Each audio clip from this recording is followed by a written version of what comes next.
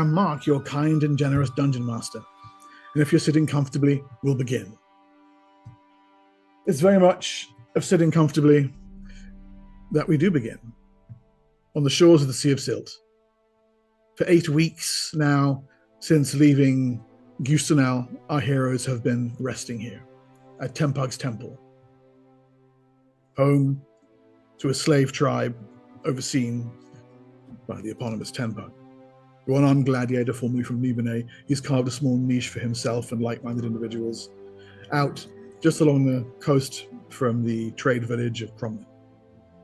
And here our heroes ended up after their long and arduous trek into the ruins of Gustanel, partly to see friends, partly simply just to lick their wounds. With Senex dead, the party's psionic element is now covered by Rain of House Calvorix, who's come to guide the characters back to Nibene, where a hero's welcome, or, no trial and imprisonment at least, is promised them. For those 8 weeks, here on the shores of the Sea of Silt, our heroes have known peace, relaxation. No one has tried to murder them. It's unprecedented, really. Darjay, under the close tuition of Tempug himself, you have been studying alchemical arts. Since he left the gladiator's life behind, Tempug turned his hand to herbalism and alchemy, and under his tuition, you unlock deeper secrets of the poisonous arts. Normally, a master bard would be required for this. Tempug has left the adventurer's life behind, but his skills as an alchemist and as a herbalist are more than equal to the task. Just to summarize, this more or less means that you can take any poison that you know, change its onset time to anything you want, change its delivery method to anything you want, and have the effect that it delivers be any effect that you already know. You'll see a little summary under the Bard class, under the... Yes, exactly in the campaign guide. Tempug looks at you. Now, I know you're going to use these powers for good, right? This great skill I've given you. Dajé promises. I always get an itching in my arm when someone is tricking me. Unfortunately, my arm is in Nibene, and I can no longer tell. Use these skills well. Scathis, for you, it has been weeks of education. Working alongside Rain while Rain first silently tempers Drakethorn, the blade given you by the Templars in Nibene, and then turns it to steel, using the powers of his mind.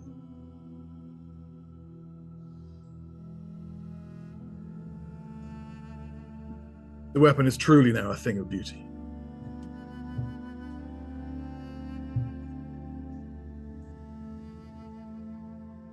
A steel blade. If I'm not careful, it will become famous. Almost as famous as me. No, you don't even know who I am, do you? Of course I do. You're the Yes. short one. With a nice hat. That is unforgettable. In addition to this, there is learning armor crafting, weaponsmithing, rounding out of the warrior's trade. Your limbs ache, your back is sore every day, right here in this middle bit here. It really bugs me. But by the end of it, you feel any weapon, any suit of armor is now your equal. Suxis, the rest of you hardly see her. She disappears off into the desert somewhere near the beginning of the extended stay at Tempug's Temple, and returns late one night when the moons are high, cradling to her chest a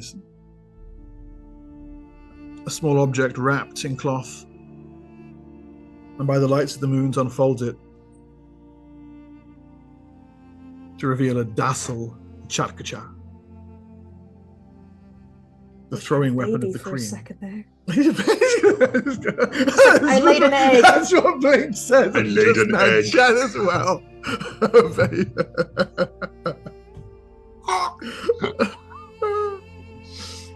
Yeah, we're midway through. We should maybe add like a Scrappy-Doo baby lizard to kind of, yeah. No, not going there. No, yeah. No, yeah. A docile Chatkacha.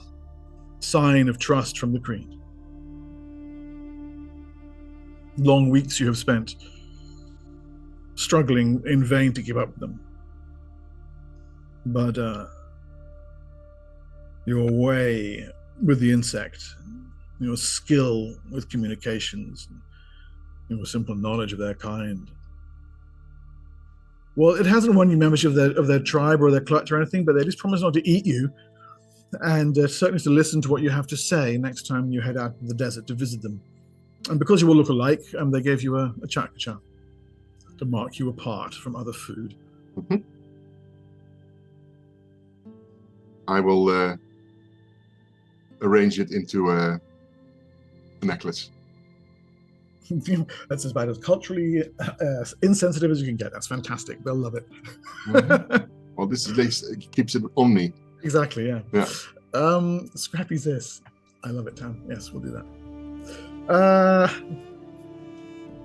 Siora, for you, it has just been relaxation. No obligations. The distractions offered by Tenpug. And the validation that comes with it. But by the end of the 2 weeks, that unmistakable sense of emptiness has returned. And in fact, Tenpug in a way accentuates it. Just like you, he was made for a life he didn't choose. Just like you, he struggled to get away from it. He succeeded. And yeah, here you are, heading back to Nibene. I had any more dreams?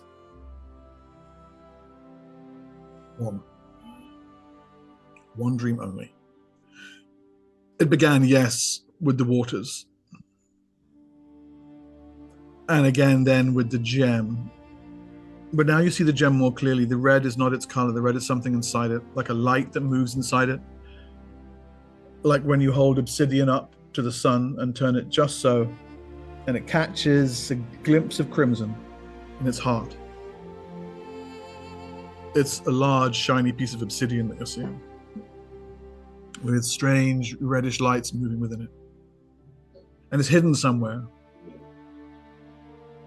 And somehow the waters will reveal it, wash it out, flood it to the surface, wash everything away. You're not sure.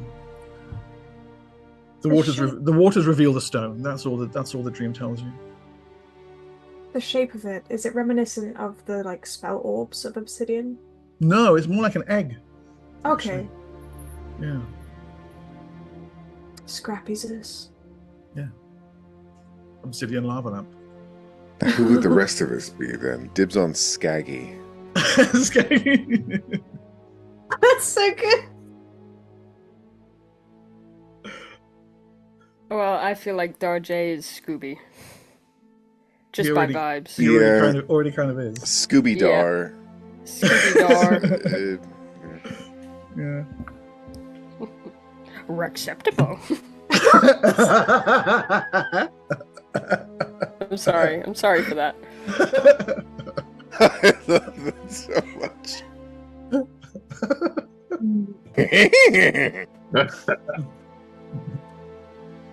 I completely lost where I was.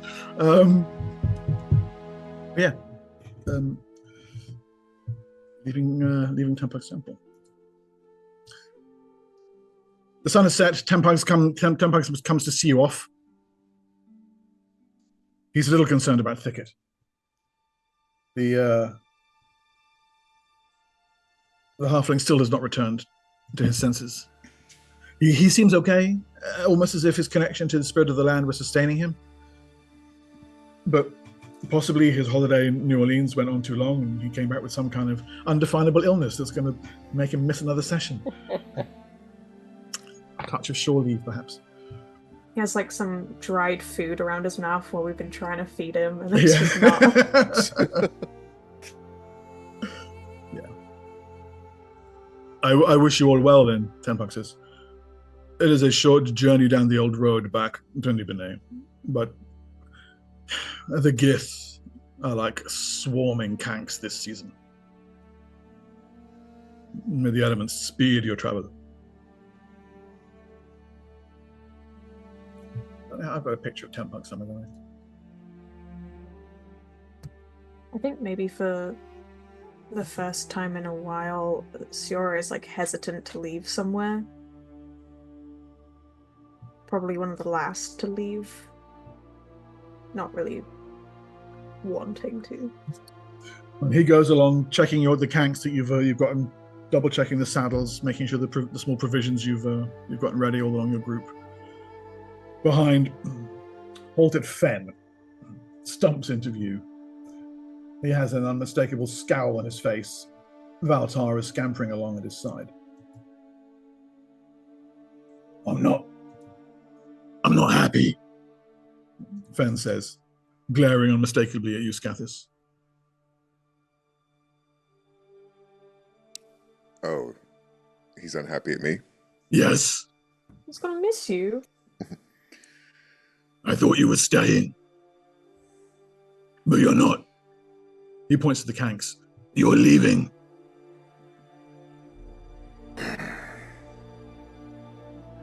Truthfully, I have enjoyed my time here. So have I. We are brothers.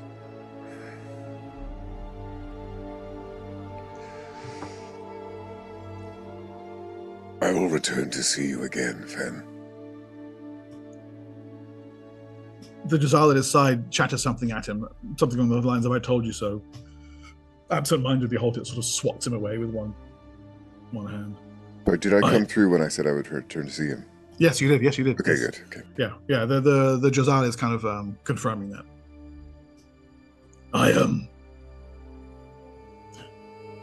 Well, I'd hoped all three of us would be together again.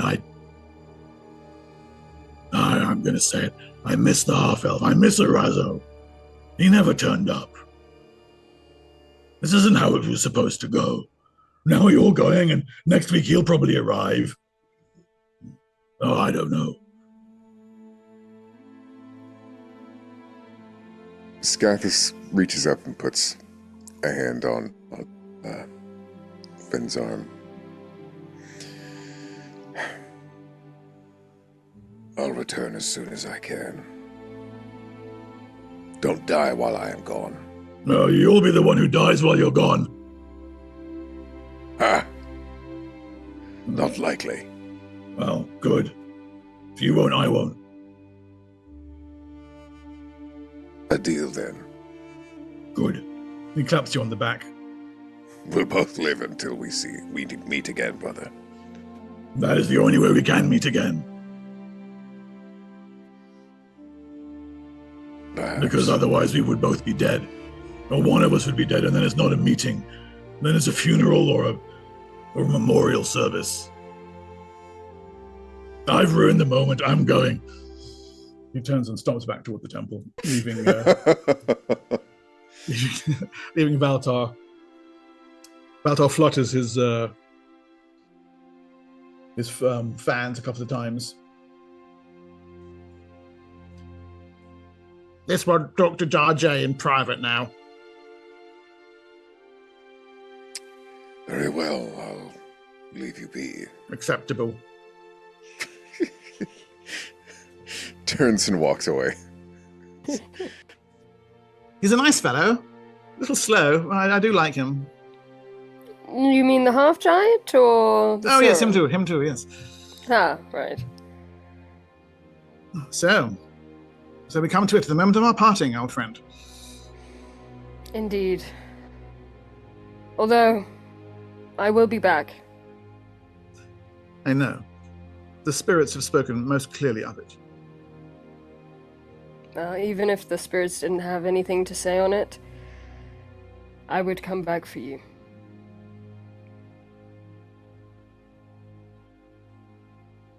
There's a flush of colour down his fans. I will look to that day with anticipation in my heart. May you learn new songs and new dances to enrich the lives of all whose paths you cross. Cousin. I hope so too. Brother. Keep well. And give my love to the others. It's a little busy for them out here, but I will.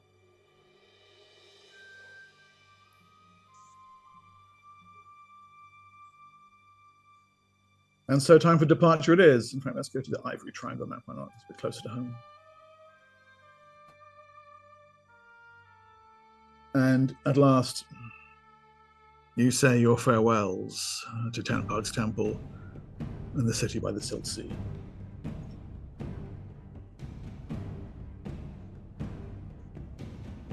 So that would be a cold open if it was a TV show, and only now you'd get the credits. The music change really scared me. Where's the danger? It's about a week back down what used to be the old Silt Road, and almost now entirely covered by the dunes.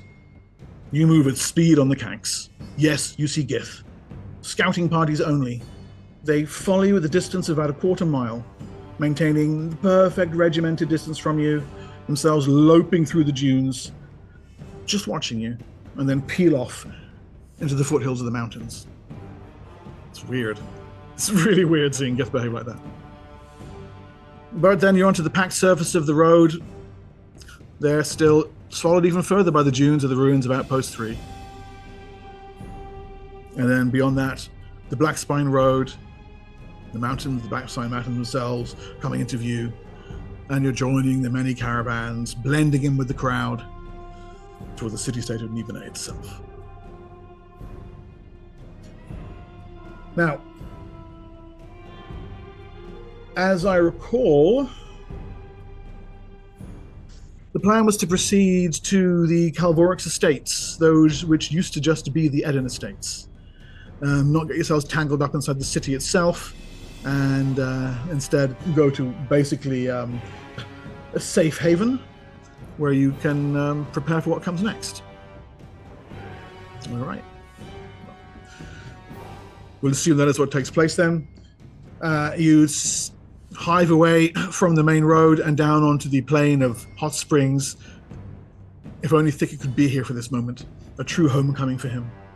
But his small halfling self slumbers onward until you reach the small islands joined together by various promontories that jut out into the hot springs. Steaming moisture surrounds you, a complete contrast to the deep heat of the desert. And there beyond the wall compounds that are the Calvorix estates. Word of your arrival has gone ahead, and true to form and true to promise, it seems that your young master, Lord Calvorix, has done his best to make his former associates, allies, saviors, in fact, feel at home when they make it back to the city-state of Nibene.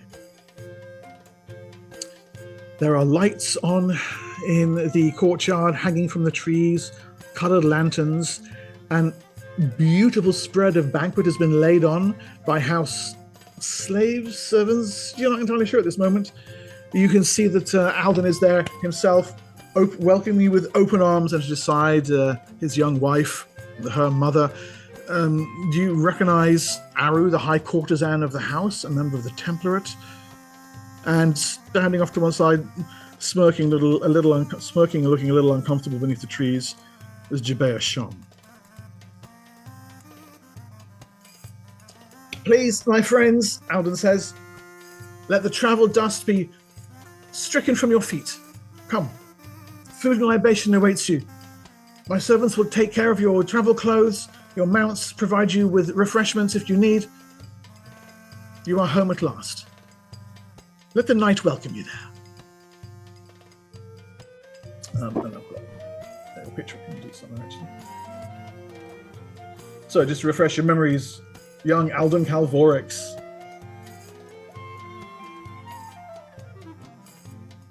The master of a young house, elevated to greatness by the political machinations of our party, given hot springs that were, going to be stolen by House Shom. Thank you, Conrad. Yes, I see. Zuxus has been spending every day sharpening crossbow bolts. He was recently married, again through your political machinations, to Azaria Athabax, sealing the fates, the futures of his house and hers. She's proven to be a spirited and strong-minded companion for him. Her mother, Thura Athabax, is still in attendance, having survived the assassination of her own husband at the hands of Halavan Val and House Shom. And speaking of House Shom, of course, the young master of House Shom, there we go, Jabea himself.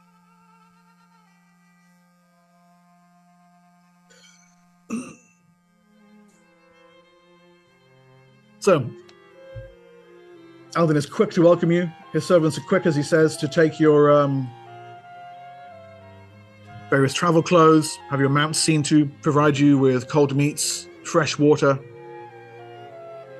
I'm terribly sorry to spring this on you, he says, as your group kind of stands and is doffed and quickly brushed down and handed small plates of food and drink. But I thought it best to get you, as it were, both undercover and out in the open as quickly as possible. That's why I invited a member of the Template here as well. Word has filtered out about that your druids are receiving visions. I'm assuming you spoke to one or more people about this over the last weeks. There have been a few rumors, so red flags. He's referring to. If this was season one, a member of the Order would turn up now and try and brain fry you all. That's very true. Yeah, honestly. Yeah. I'm going to enjoy the happy music while it lasts. He's referring to Thicket's visions of the spirit of the land with the. Yeah. Okay, Oh. right. So, thank you. I really appreciate the warm welcome. It's nice to finally get off the sands, and we have some news regarding what happened there. She kind of turns to look at Thicket, who is unconscious. Yes, maybe like strapped to Scapus's back again. Where's Senex?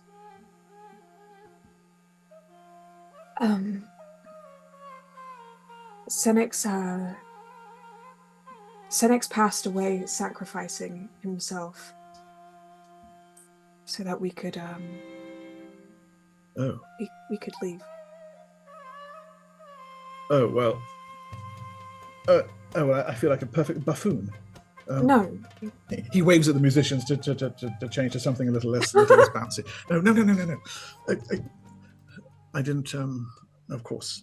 Please come in. Make yourselves comfortable. No, I've thought only of such a fool. Azaria, his wife, steps in over his embarrassment. We just wanted to make you feel comfortable. We understand that you understand. Come on, get some drinks in you. Tell us what's happened. It is a pleasure to be back in your house, Lord Calvorix. Alden, look, he's still wearing it. I told you he would be. Alden looks back. Oh my goodness, you are. Looks at the cloak. Oh. It's, well, I suppose it looks like it's seen a bit. As have I, as have we all, but I do not have so many friends that I can afford to forget them. No, of course, no.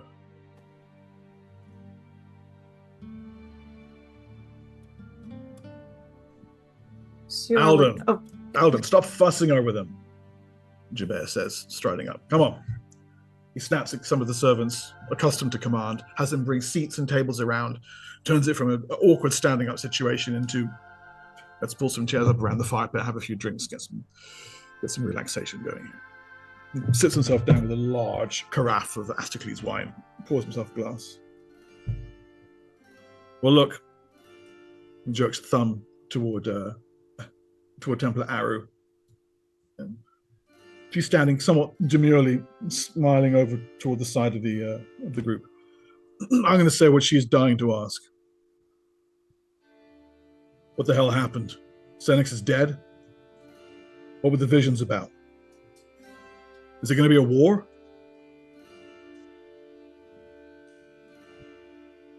I look to Zuxis, because presumably she also communes with spirits of the land, so she probably has more of a deeper understanding about this. But Sior would sit next to Jabir, and when he mentioned Senex being dead, she sort of almost goes inwards a little bit. But yeah, just looking towards Zuxis. Well, Zuxis feels slightly caught, just having finished up her detect poison to make sure that the food and drinks hasn't been poisoned.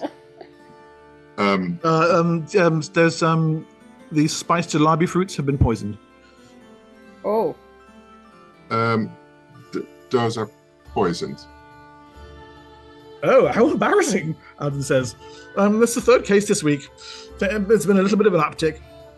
Does this one have an assassin problem? Take them away now. Yes, all of them. I'm sorry. What kind of security are you hiring? Sorry, a matter of habit. Hired security. I'm trying to do the right thing. Scathis was in the middle of drinking something and just sort of like lets it dribble back. No, into the that's and asks, that is fine, Scathis. You can drink that. Just the fruits, then. Yes, just the fruits. Gets back to drinking. Sorry, you were asking about the visions. Well, both Thickets and my spirits of the land warned us of imminent danger. That would threaten the well-being of the whole of our existence. Yeah, I heard something blurry to that effect. We went down to the area which is the old Justinal city. Huh. Yeah, we've got a trade village out there. Craplin? Something like that? Cromlin, yes. Cromlin, right. Yes. Well, it seems that in Justinal we burrowed deeply into the ground, the undead remnants of a thought to be defeated sorcerer king, Dragoth. And this Aru steps forward.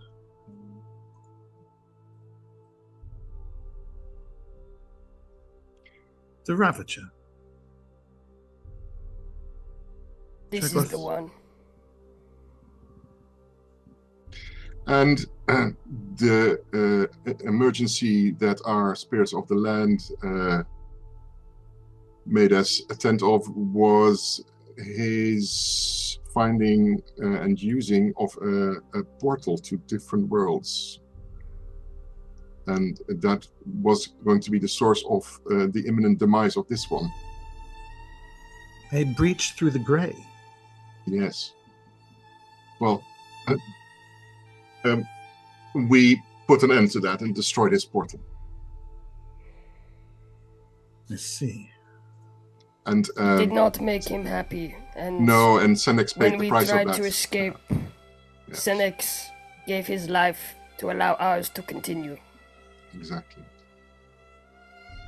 That was a great sacrifice on his part.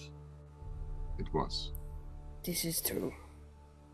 Tried to save him, but But of course, Dragoth is not done. He has a clear ambition to wreak his revenge on those that put him down in the ground. And we found that he's creating an undead army there as well. He's hellbent. He's created his own people there. Yes, a race of lizard kind. They called themselves the Dre. The Dre. Yes, there have always been rumors of sorcerer monarchs obsessed with creating life. Which is funny, considering that he is undead. Yes. But he's not done with this world, and he's not done with the Sorcerer Kings.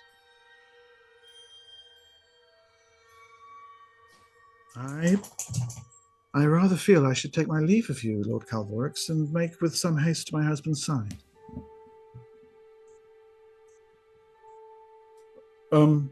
Yes, would you like me to box some food up for you? No, of course not. No, The salted pork is fantastic. She bows demurely and turns to your group. The Shadow King is once more in your debt for this information. Thank you. I hope he remembers it when we have need of him. He will not forget this. If you have other questions to ask or clarifications, you know where to find us.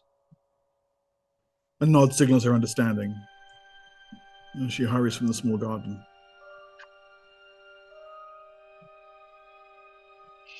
Right.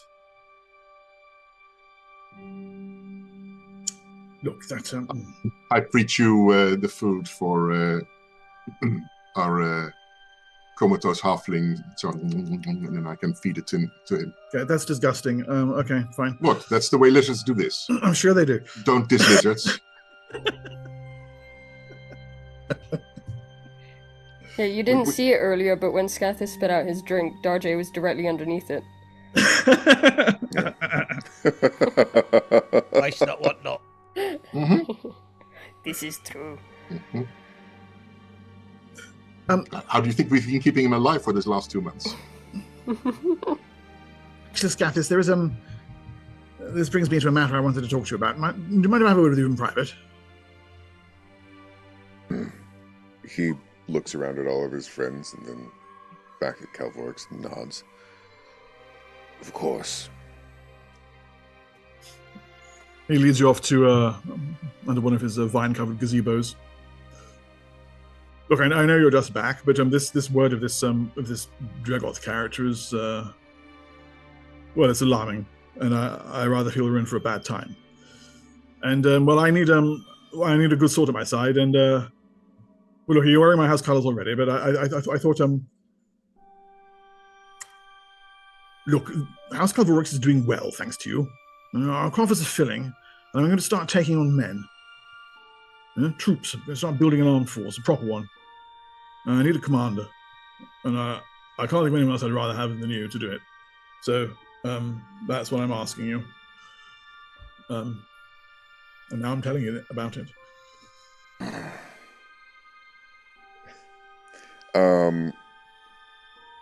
Now, because of Scathis' kit, he doesn't really get any followers. I always kind of imagined that he's not much of a commander. He's more of a exactly. loner. Totally. He looks a bit uncomfortable. Yeah. You're totally the leader. That's right, of course.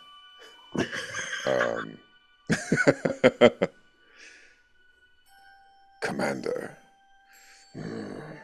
I've never seen myself as such. Right. No, of course.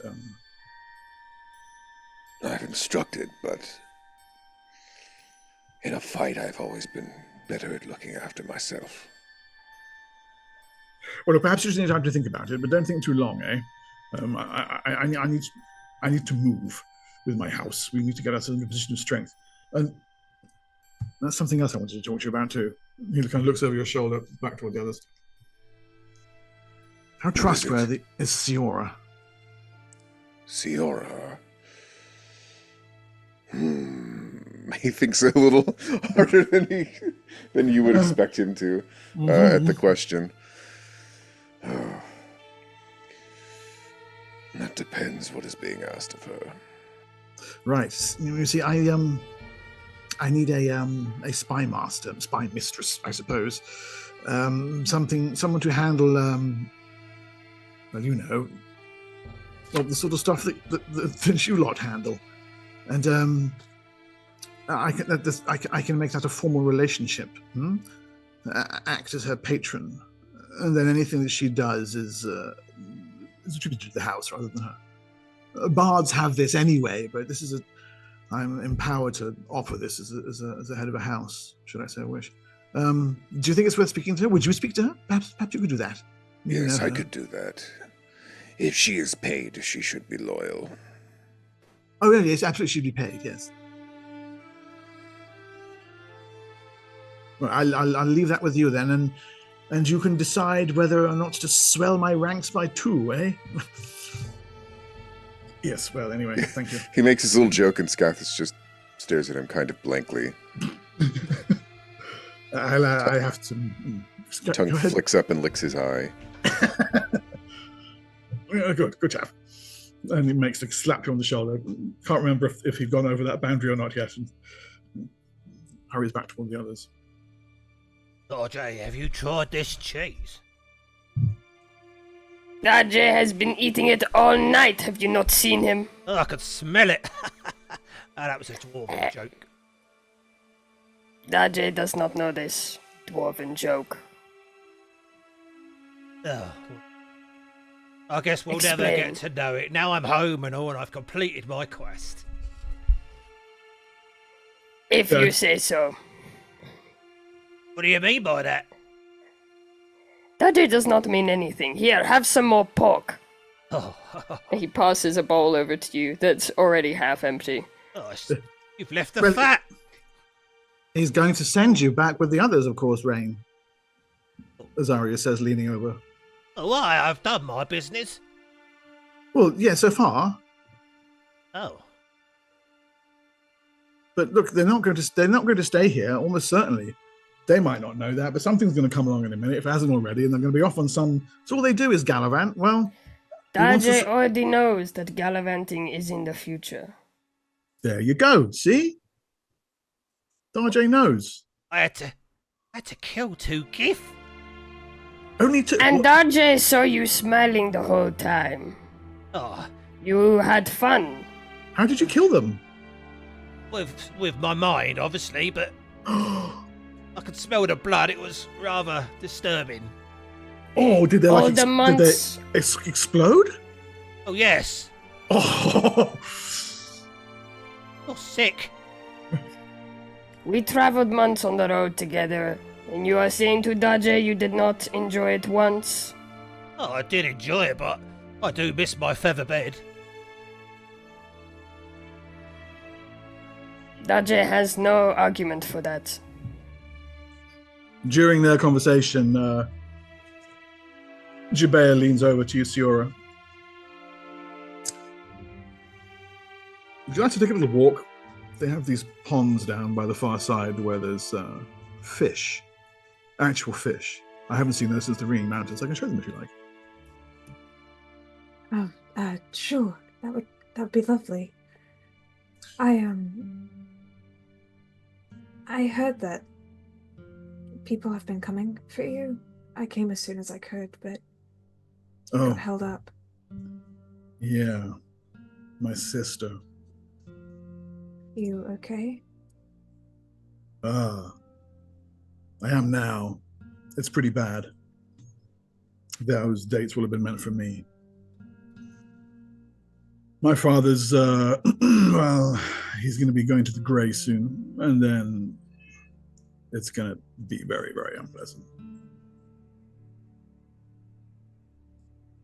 I hate to say this, but have you considered that maybe it's going to end up with either you or her in the ground? Yes, that's how it has to go. Have you hired anybody? I wanted to ask you something first. It's a personal question, but I've been mulling it over for quite a while, and I think you're the right person to ask. Mhm. Can I trust Darjay?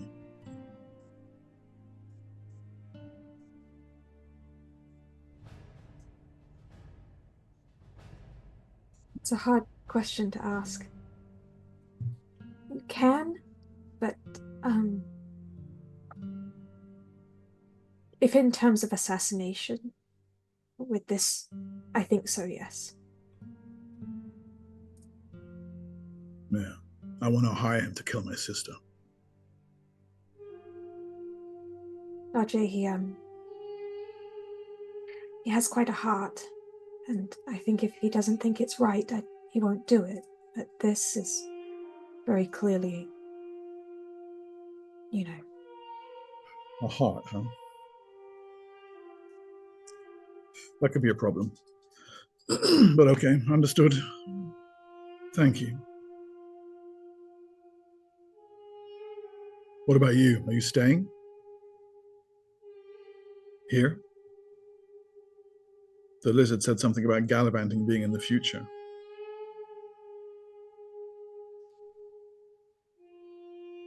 I've been having these dreams. I Right. think that they're to do with Senex, and I think I need to go somewhere. I don't know whether it's to notify his next of kin or to... I don't know. I just feel... You say that there's, along your golden tattoos, there's a kind of like a weird blue light ripples through them, up the tattoos, and for a moment it sort of seems to spill from your cheeks like from your eyes, like light down your cheeks. Jabea takes a step back, his hand instinctively going to a steel dagger at his side. What's that?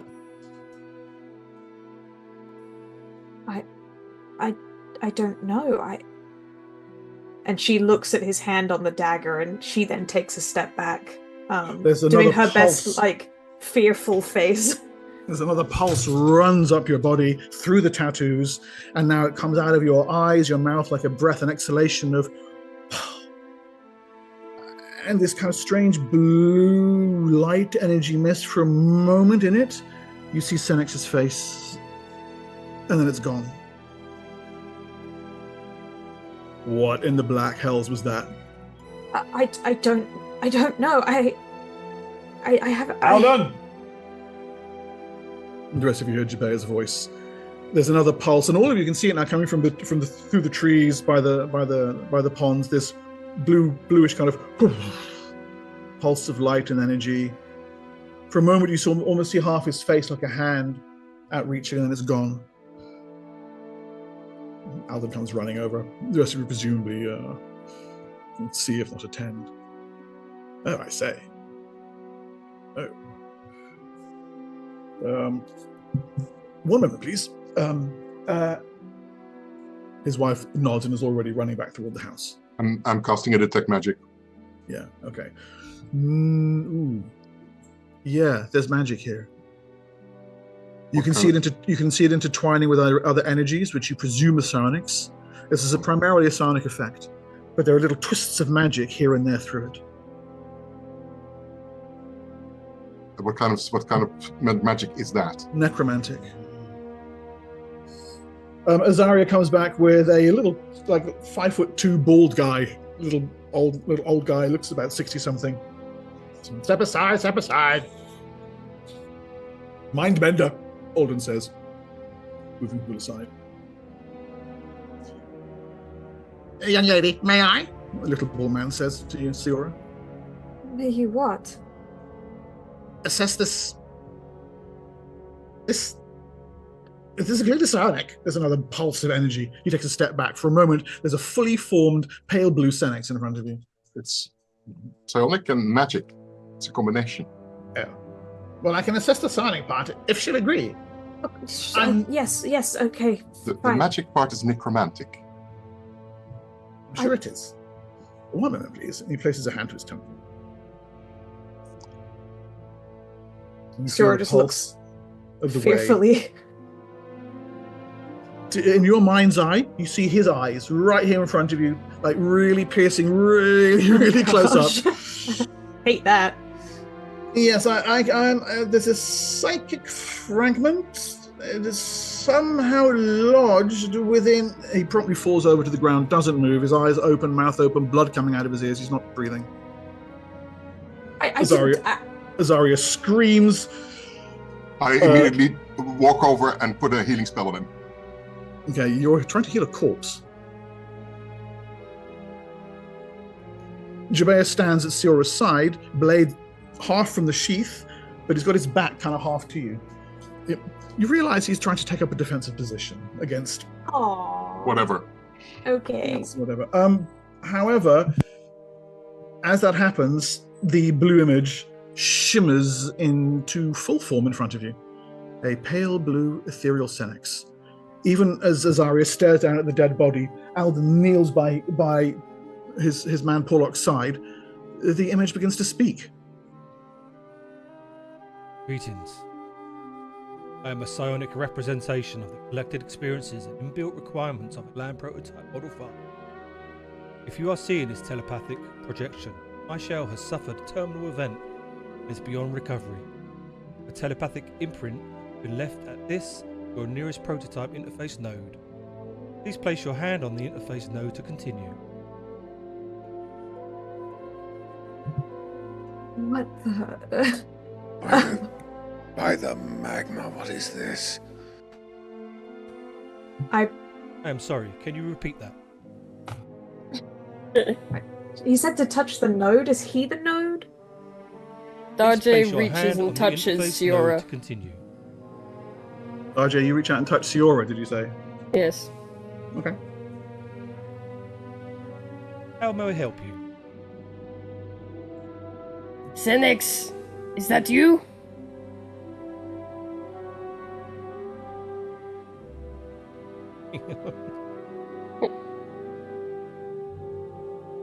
He's buffering. What is happening? Buffering. He totally is buffering. He touches There's just a little circle going around in front of him. I am a psychic representation of collected experience and inbuilt requirements. Land prototype Model 5. What? Why are you here? Why did you do that blue thing? What's happening? My shell has suffered a terminal event beyond recovery. Yeah? How may I help you? Do you have any questions? What do you want? Why are you, how are you? She kind of takes a step backwards from it and looks down at the dead body and it's just trying not to freak out. Alden has got a couple of his servants over. They've picked Porlock up and taken him off to one side, trying to see if there's anything they can do. There isn't. Senex appears completely calm. Have you killed this man? He asks the apparition.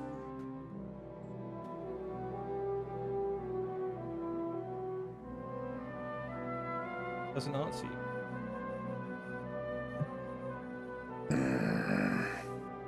How did you get into Siora?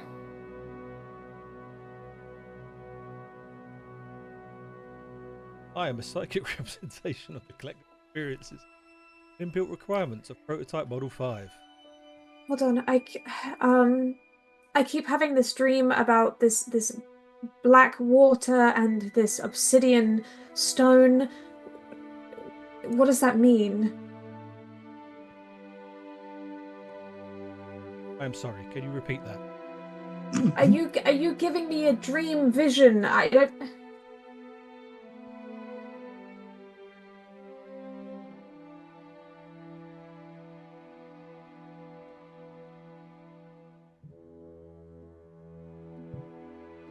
Oh my gosh. What does this Senex do? I am a psychic representation of experiences and inbuilt requirements of land prototype 5. It's broken, throw it out. What is this interface you speak of?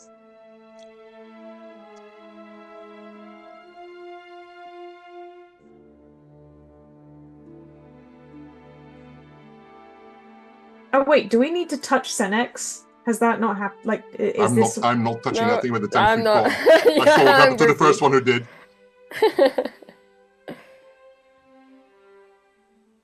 Telepathic I'll touch imprint it. can be attached to something else, such as another prototype, this mode, or another Elan prototype model. Can you repeat that, please? No, I heard. It's okay. I Is he about to out Siora here? Completely. He's clearly confused. Maybe I can try and get some information from him if it's just us two. I don't understand. Maybe You we should can ask handle- him if we can put him in a new shell. Do I sense? Does Shura suddenly smell different? Is there panic or fear that I'm smelling? There is now genuine panic. Yes. Say that question again, Darjay. Can we put you in a new shell? This can only be done at the central node at Yaramuke. Oh. Well, that answers that question then. Where is the central node in Yaramuke? Show the map. Zoom and enhance. Tell me, everyone. Describe that vision you got again, Shura. Maybe that location is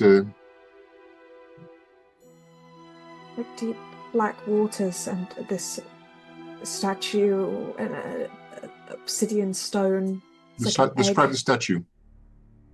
I'll describe the statue. He doesn't know what it is.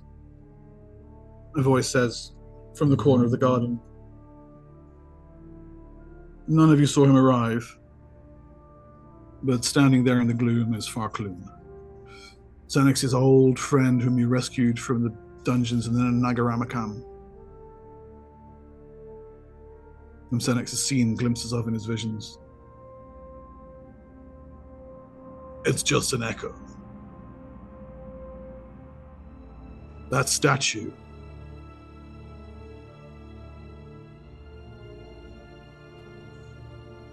is in Yaramuke.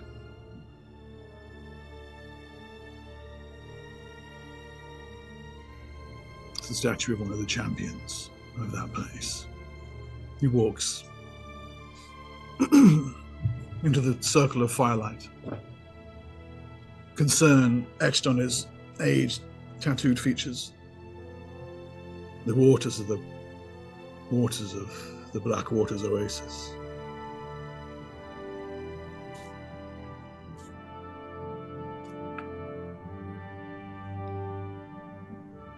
And we need to go there to put him in a new shell. I'll show you. He turns to face the apparition. How may I help you? Do you have any questions? How may be you replaced back in an Elan prototype? Requires the use of redacted. Redacted refers to an item that has been redacted. Yeah, that's what I thought. It doesn't know. It's been taken from it. By whom? I think Cielba. The one who made him. The thing is, I know what it's talking about. What is it? An item, a thing of, like an egg. A thing of terrible power. Made of obsidian? Yes, you've seen it. It's calling to you. Cielba used it to make the Elan, but it can be done far more with it. Urik destroyed Yaramuke to try and get this thing. But Hamanu never did. Legends say it was made by the first sorcerer. Whispers connect it to the dragon. And you think Shelba took this knowledge from him? Cielba kept it. Cielba hid it in Yaramuke. I just She want u- to check. Oh, but she we're used it not to- talking about the lizard, right? No, but from the memory of Senex, she took it. Yes, and from this apparition. The knowledge of the thing that made him has been removed from him. By the way, I sent you earlier. I'm casting Detect Lie, so if anything is lying here, then he's not lying at all. No. Okay, good. Its name is the Dark Lens.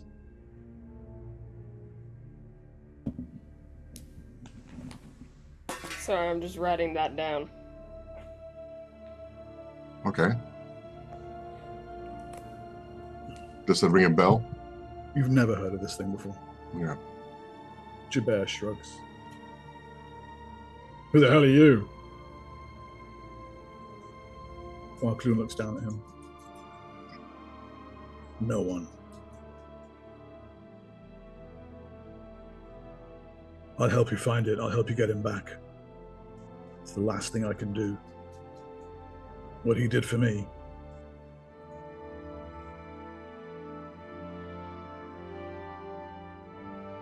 Thank you. Well, I suppose you better be on your way because there's people looking for you. Shall I book you a ticket on our caravan out as well?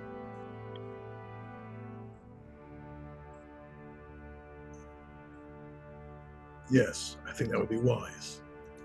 I will make it happen. Wait a minute, Jabez says. Just caravan? Yes. What caravan? We're leaving. Yeah, with who? I haven't made the arrangements yet. Where do you need to be? Yaramuke?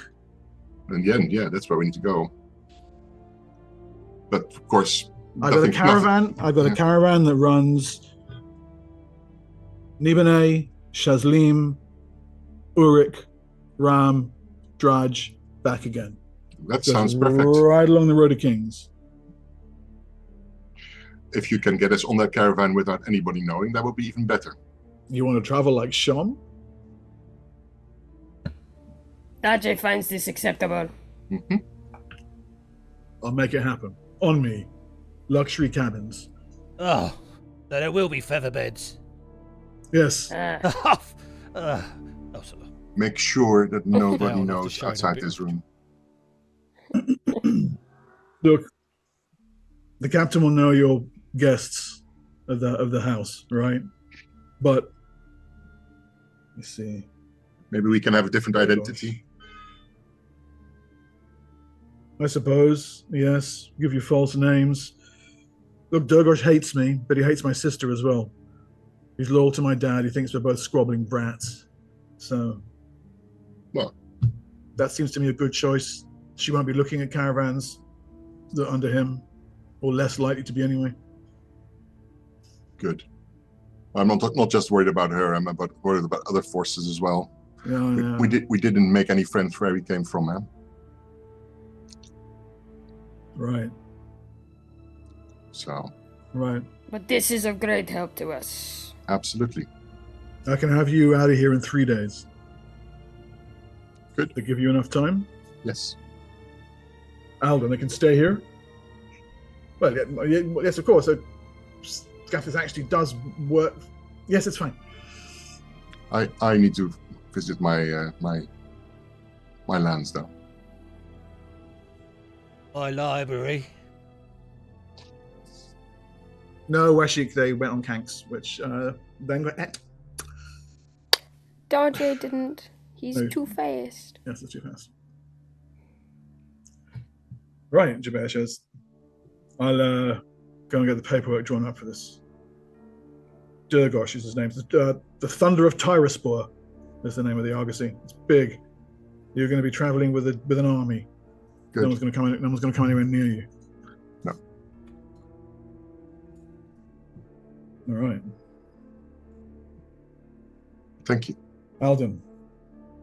Been a great little party. No one tried to poison me. I'm through none last time. Keep it up. Waves a hand. Siora turns. I was just gonna say, if he goes to leave, she's gonna try and catch up with him before he goes. Yeah, he pretty much expects that and walks to the gate. Yeah. Brief as always. Yeah.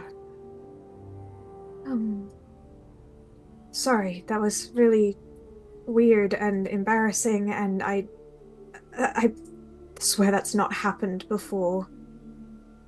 I don't really know what's going on, but and she kind of looks down and rubs the tattoos on her arms and Listen, I'm the head of a merchant house that's about to collapse into civil war, and you're. He looks back toward your companion through the trees, and whatever it is that you do, you know what the word for it is. I think this is normal. I think this is what normal is like for people like us.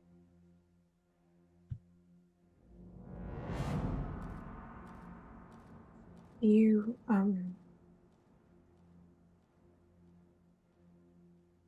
she doesn't really know whether to say it or not, but she's do you understand what he was saying?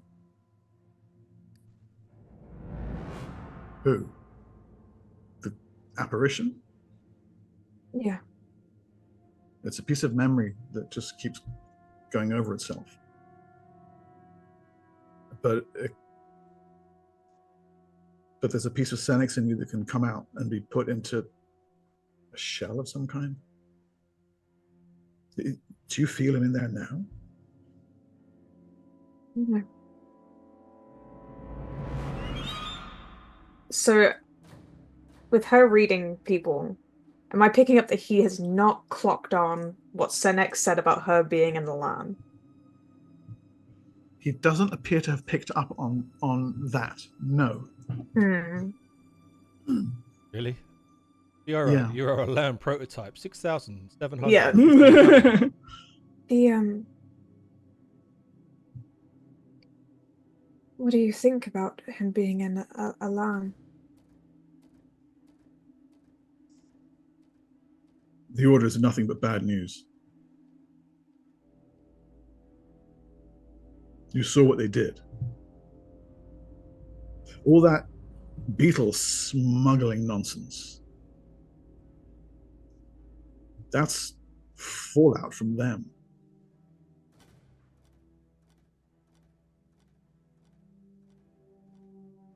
So you don't trust him now that you know?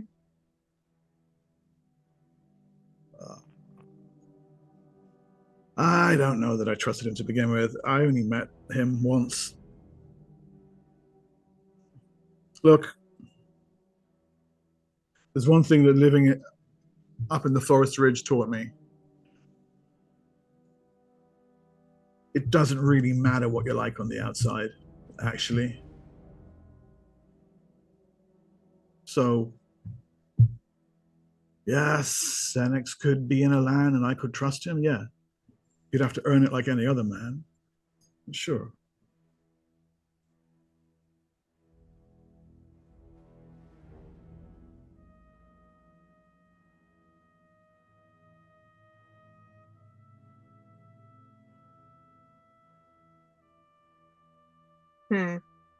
Decisions.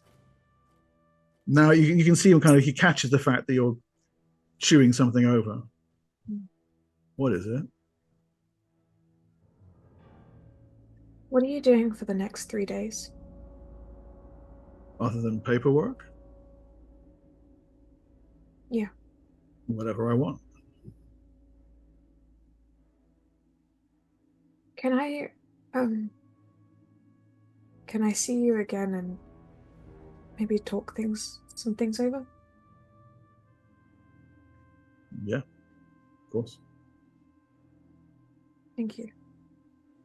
You know where to find me. The big building on Sages Square. Should maybe try and look at staying somewhere else. The assassins and all that. This is the Defiler. She'll find me wherever I go.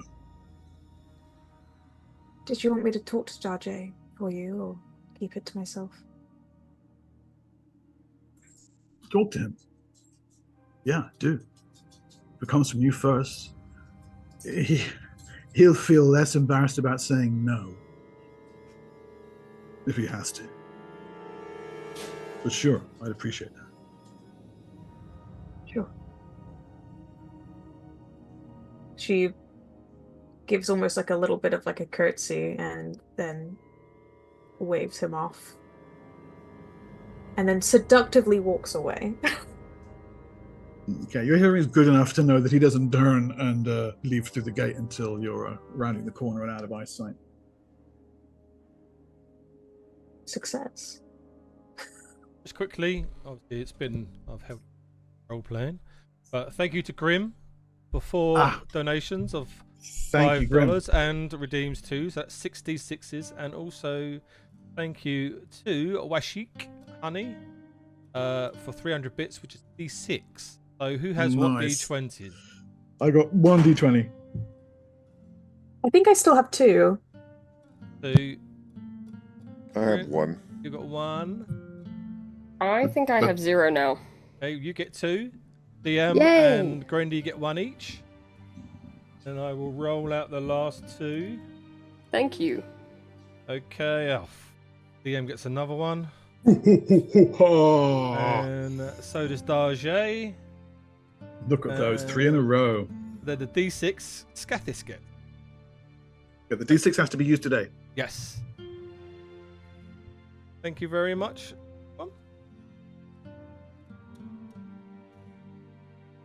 Okay. Alden, completely distraught at the events, soon has his people tearing down the lights and putting away the food. He's off with his servants, dealing with Porlock's body, talking to Porlock's family. His wife, Azaria, plays the dutiful hostess, keeps you company as long as you need. But as the evening draws on, she takes her leave, allowing you to address matters in private, should you so wish. I'd like to find Darjay, if I can. He's probably neck deep in cheese. And at some point, I'd like to find Siora. How are you A still little fitting cute. cheese lumps inside your cheeks? Daddy have big cheeks for cheese storage. Stop hogging the aprig. Give me the aprig funny hat. Take what you call pork out of your hands. Aprig, yeah. See, now we just need Darjay looking for Scathis, and we have got like a neat little triangle. I'll actually stop by Rain first and ask for some of that perfume so I can put it under my nose before I go and see Darjay, if possible. Oh, of course. Whoa! I don't want the cheese smell. Pull out a bottle. It's only half left, but I've got more in my room. It's fine. I'll like put my fingertip to the top, tip it over, and just do that to ignore the cheese smell. Could I recommend this rose-scented soap as well? I'll hand some soap to her. Oh, if it's for free, I'll take it. Oh, of course. Fancy. Wonderful. I'll pocket it.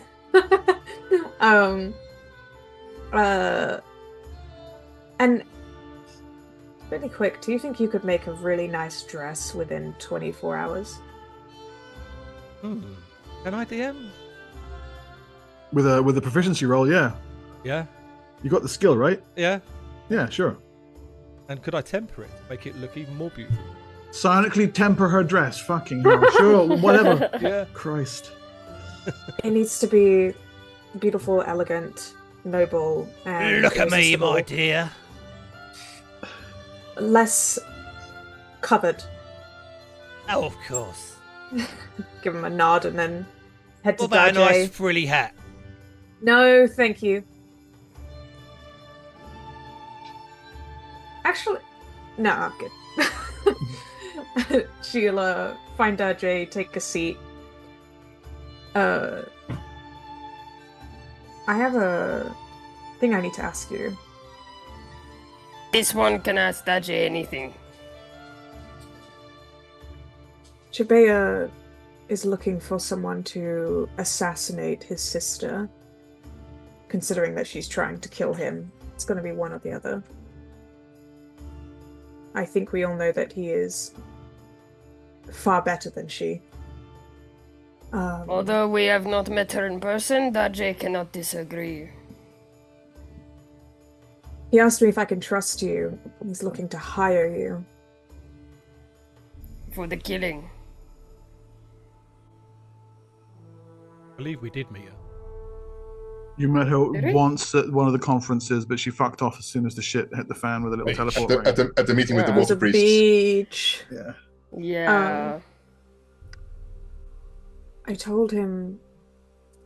Well, he asked if you would be interested. And if you are, it can't be like Vianessa. It needs to happen. Dajé. He will accept this. She's a defiler. It might not be easy. This is true. Dajé is always up for a new challenge. It makes life interesting. And a new story is a good one. Dajé, the Defiler Killer, also has a nice ring to it. Does this one not agree? It really does, actually. And I think if anyone could do it, it would be you. Especially with your poisons. He preens at that, his little ears flap. It like wafts the cheese smell. Good. Well, I'll be seeing him soon. Let him know. Is this Or- happening at the table or is this on the side? I mean, I think she would be careful to not mention it in front of anyone outside of the party, but wouldn't make it an effort to just be one-on-one. So we're still here with Rain, hogging the aprik and the cheese.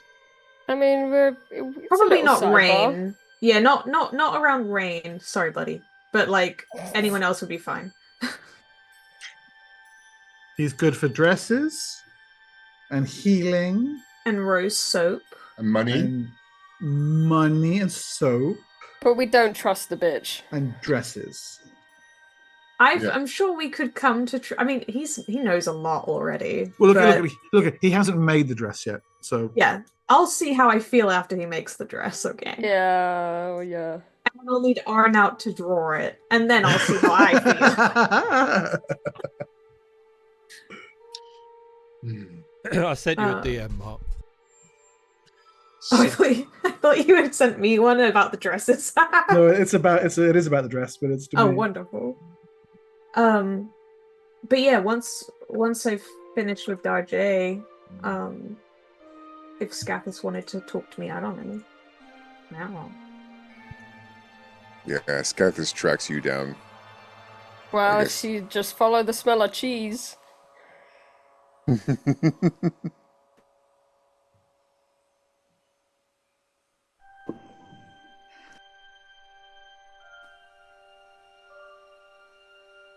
Yeah, but I'm not looking for Darjay though. But if I knew that, Well, we were yours- just chatting. Yeah, if I Yeah, knew we that vibing. She's not hard to find. It's a medium-sized garden. yeah, she does the hair toss. Yeah, She stands out just a little bit. just a little bit by design, really. He approaches, finding her. I don't know if Darjay's still there. I mean, he'll be there, and then he sees the way that Scathis is lumbering forward and makes the executive decision to. Dajay thought he saw some pork left on the table. He's going inside. Goodbye, and he'll scamper off. Me too, must go. And I quickly scatter off. See them two scurry away. I'm like, what? I see the shadow forming like in front of me. And turn around. Oh, Scathis. Ciara. Tuxis is still standing there with her bowl of aprik, by the way. Lord Calvorix wanted me to speak to you. I mean, if he was interested, he could just ask me himself. What? Well, I assume he's wanting to... He doesn't want to mate with you. Okay, well, you don't know that, but go on.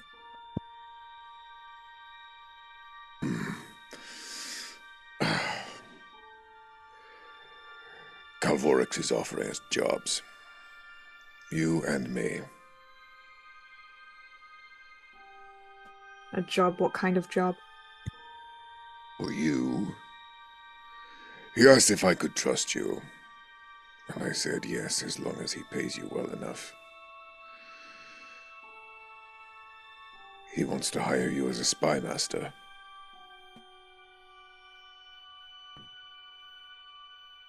Spy master? Like, gathering information for him?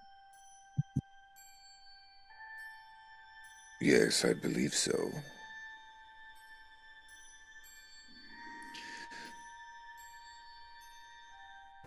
And he'd pay for this information? You would be the employee of the house, and in return, he would extend the house's protection to you. In much the same way that bards are able to operate without taking blame for their own actions. I must say that's rather tempting. Tell him I'm interested. I will. He sort of looks away. As for my own offer, that I must still mull over. What does he want from you? He wanted to recruit me as a commander for his forces. I mean, I think you'd be good at it, but, we kind of need you with us. Do you think so? I'm not so certain. What? That we don't need you? Or that you would be good at it? That I can Such as command Ruby men. butts in, sorry. Yeah, he turns and looks at her, but doesn't seem bothered. I'm no commander. I spent most of my life looking out for myself. I would disagree. You know how to organize. You maybe feel uncomfortable with command, but that doesn't mean you're a bad commander. I think it's actually probably an asset, feeling uncomfortable, because it means that you always will question yourself.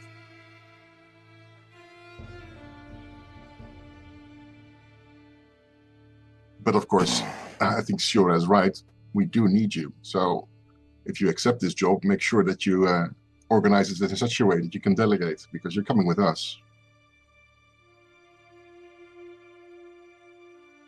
I've enjoyed traveling with you. It gives me flexibility. The one thing does not necessarily have to exclude the other.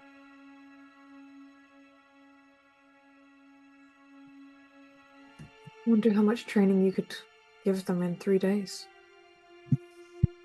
Well, 3 days. Not much.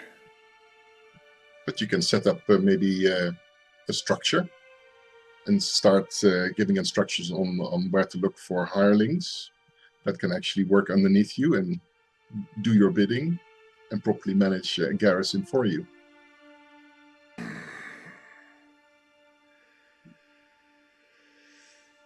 You're always so business-minded, Zuxis. Well, that's how I treat these things. Speaking of business, I still have those coins that I need to see if we can shift for more money. We can go to the market tomorrow. Sounds good.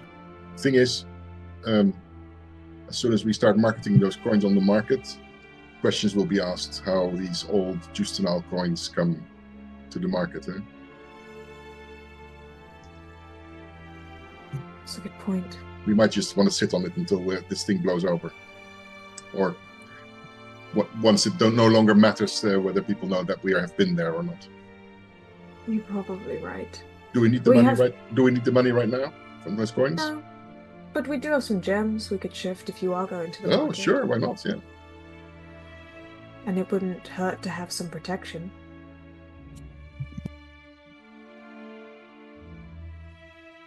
Did she turn and look at Scathis? Yes. Yes, I can protect you. But I need to find time to discuss particulars of this with Lord Calvorix, so it would seem. So, why don't we do that on the way back, when our purse is filled with coins and lightened from our gems? And then you guys do that, and I move on towards my my lands, because I need to visit those. Very well. Do you think people at your lands will know what's happening with Thicket? Do you think they could help? No. So I'm getting I will talk to the spirit of the land, but I doubt that they will. Maybe. I will see. I will ask. Okay, because I am getting rather tired of the regurgitation. Yeah. You're telling me, but I'd rather not have to do it, you know. If I wanted babies, I would have had laid some eggs, but I haven't. Yeah, there's a reason for that. But there we go. Here we have our own halfling baby. Of course you would be unused to it, he says, as if realizing something. You did not have a mother. There you go. He's speaking to Siora. Yeah, well, the real Siora's mother died in a fire, so don't have much experience either way. No.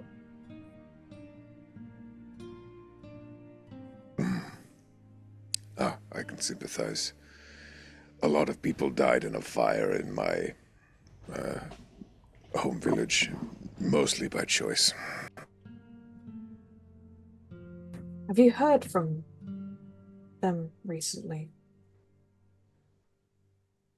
Every time I am near a flame.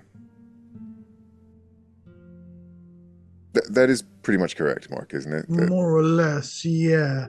It's not as aggressive as it used to be, but it's like you gain the ability to hear it. It's always there. Yeah. You look over at the little fire pit. Yeah, you can hear it now. Usually I can ignore it. It's not so loud as it was. I don't know if it would be practical, but I know how to make sort of earplugs, unless it's psionic. No, I need my ears. Where are they, by the way?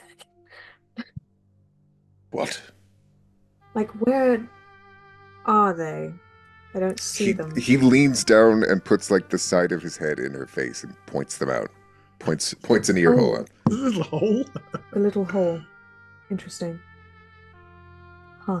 Are you now in the process of pointing out your vulnerabilities to soft skins? I didn't think that was your habit. This, of course, she speaks in Surin. What are you saying about me? Nothing that it might be considered impolite with soft skins that he was showing you his holes. It's impolite to talk in a different language in front of the soft skins. Is that Don't make me go and get rain. This milk-blooded creature is more likely to be killed reaching for it than she is to actually strike me there. Is that in Surin, or? Oh, yeah. Yes, it is. Absolutely it is. Sure, just like, I imagine they're like either side, she's just sat there like, I think I shall excuse myself. so you can have your little... I think it's time for us all to go to bed, because we need to be early in the morning to go to the market, don't we? You're right. This is true. So I think we will draw a close then on poor Alden Calvorix's disastrous welcome home party, psionic apparitions, psychically slain servants, Poison fruit. Can I ask? Did Yes. he throw that party just for us? Yes. Holy shit. Oh. That's so fucking funny. I didn't even say thank you or anything. I was just like, do you have cheese? I'll eat your cheese. Just a disaster. Great. Wow. Okay, so we're going to take a break there, actually. We're almost 2 hours in. And I suppose I will discuss shopping over the break. And we'll, If you want, we can also skip over that, huh? Get in, losers. We're going shopping. We're going shopping. We can just roll for the things off camera. Yeah, no, sure. Compare the viewers. It's like the gems and the coins, what have you. Absolutely. Imagine for the viewers a crazy shopping montage, like early 2000s pop song. We go into the changing room, we come back out, we do the whole, no, that one's not right. Yes, that's the one. Like the whole thing. I could pick up a few throwing spears. Oh my god, I make No, not that one. What we will touch on is perhaps Scathis, Darjay, and Siora at least giving their answers or farewells or what have you to Jabir and Alvin, and also Carl. I think we have a date with a bug in your future. Working on the dress. Important. Oh, you're working on the dress. It's very important. Fairy godmother. It better be a nice one. I've got a whole Discord. I've got a little Discord message about it here. It'll be good. Right. So we'll get back to that after the break. We'll see you shortly. Bye.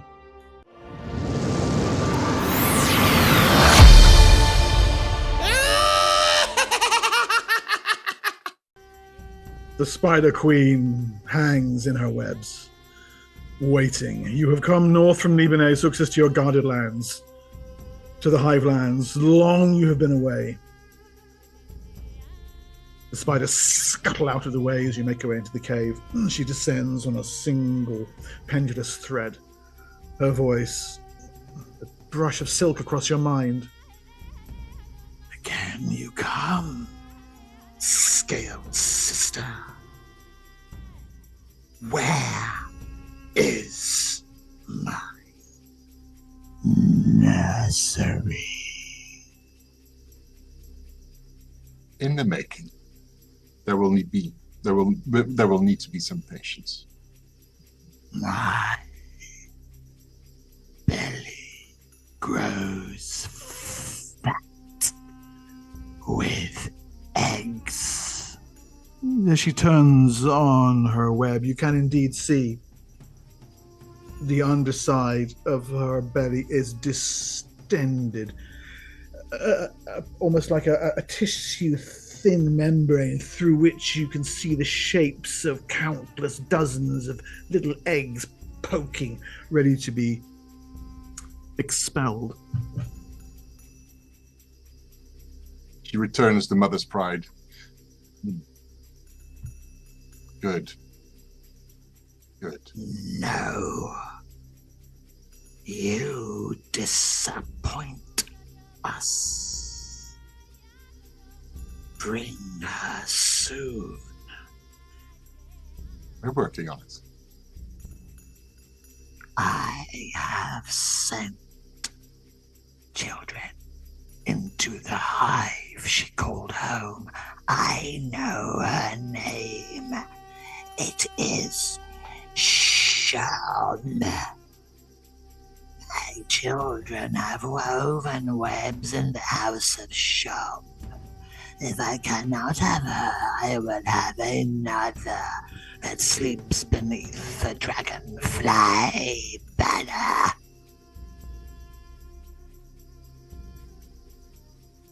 You will have her.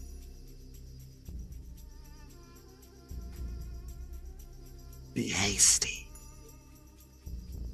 Where the sister does not appear, a brother appears tempting.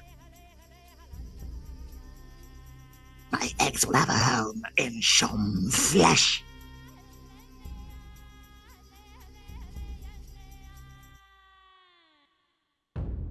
If it please you, sister. Don't touch the brother. It will bring problems. Problems to your doorstep. Problems I will have trouble protecting you from. We will get her. We're working on it. Patience. You are trusted. I wait. I will hurry. I need a moment here to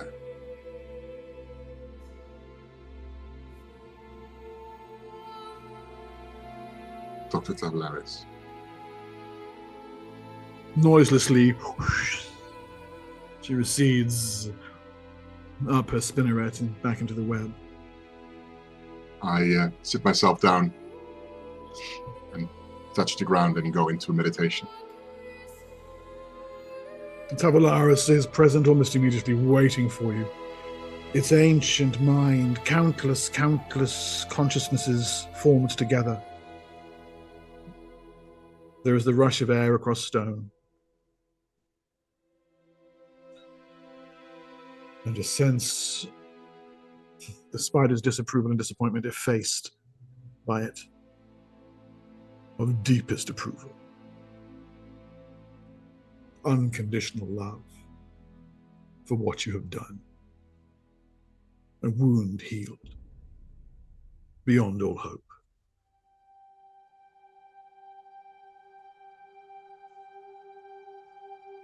We managed.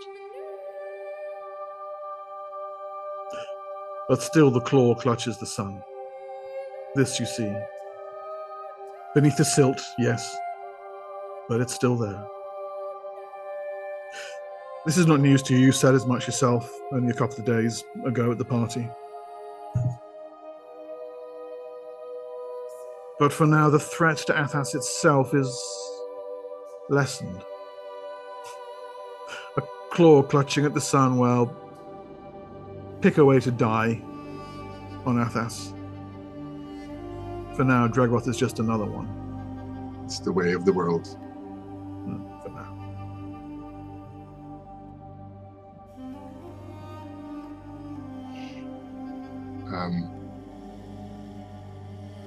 I make my way on the way out of my lands to the other queen.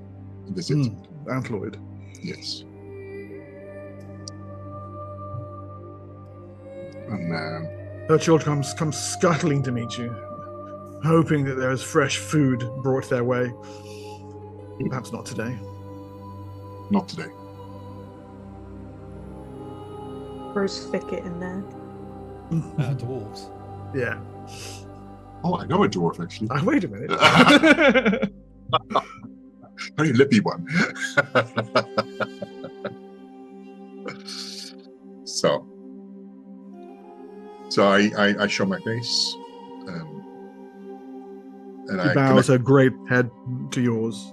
Yes. Her psionic awareness fluttering in contact. Asks after your wellness. All is well. I came to check in whether all is well with you and yours. The hunt has been good. The ground is fertile. Good. On the highest peaks rains. That's good. Water comes down, feeds the forest. Prey comes. Excellent. Balance is restored to the highlands. Heart flat. It rained. I will be returning shortly. They continue to guard it in your absence. I walk the grounds briefly to see whether everything is as it should be. There's nothing that should worry me. No, there's a couple of Gith corpses over at the eastern edges of the Hivelands that got a bit too close, and one of the Antloids got them. Look at the Gith corpses. stragglers from the looks of it. They have equipment pouches, actually, made of quite finely tooled leather, with water, dried rations, some little tools for helping make a campsite inside. Okay. Well, waste not, want not, and all that. Yes. And I check also whether any of this or any of these have relations to the gift that we left up near the South Sea. Well, I mean, you don't normally see them with finely crafted leather goods, but other than that, you're not particularly familiar with gift heraldry, if there is such a thing. So. Okay, if I'm not sure, I will just raise one and question it. Okay. A very brief examination reveals that it is part of a scouting party that was trying to bridge the Black Spine Gap and got separated from the others. Okay. They're not necessarily looking for us or trailing us or... Not at all, no. Looking for routes west, but not you. Okay, good. I bury their corpses. Yeah. It's of burying corpses, Darjay, that Jabea speaks to you a day or so later when he invites you for a brief lunch at Shom House prior to an evening meal, you understand, with Siora. Thank you for taking the time to see me, my little friend. I understand this business proposition that you and I could touch on real briefly if you have a moment. Siora has mentioned this to Darjay, yes. Yeah. This one wants to eliminate the sister. Yeah, I do. I'll give you 150 gold to bring me her head. Just the head? Yeah. Listen, I'll be honest with you. Siora says you lack conviction. She says sometimes you back out of things. She didn't put it in quite those words, but I think that's what she meant. Bring me your head. There's no backing out. 150 gold. I'll throw in an extra 10 gold if you can bring me any part that proves the end of Farlan Mortis, too.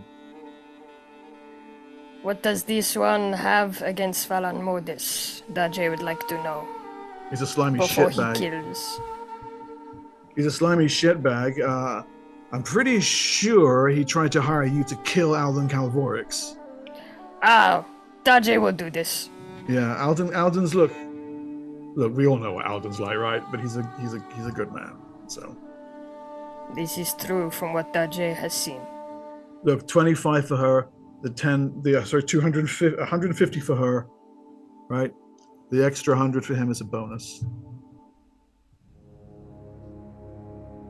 You realize as your lizard brain does the maths, he's talking about 15,000 ceramic pieces. 250,000. Sorry, 250,000 ceramic pieces, 250,000 ceramic pieces for the two of them. It's an insane sum. Yeah, yes it is. He's trying not to let the dollar signs ride at his eyes. 7 million ceramics. Yeah. Darjay would like to know. You just want her head.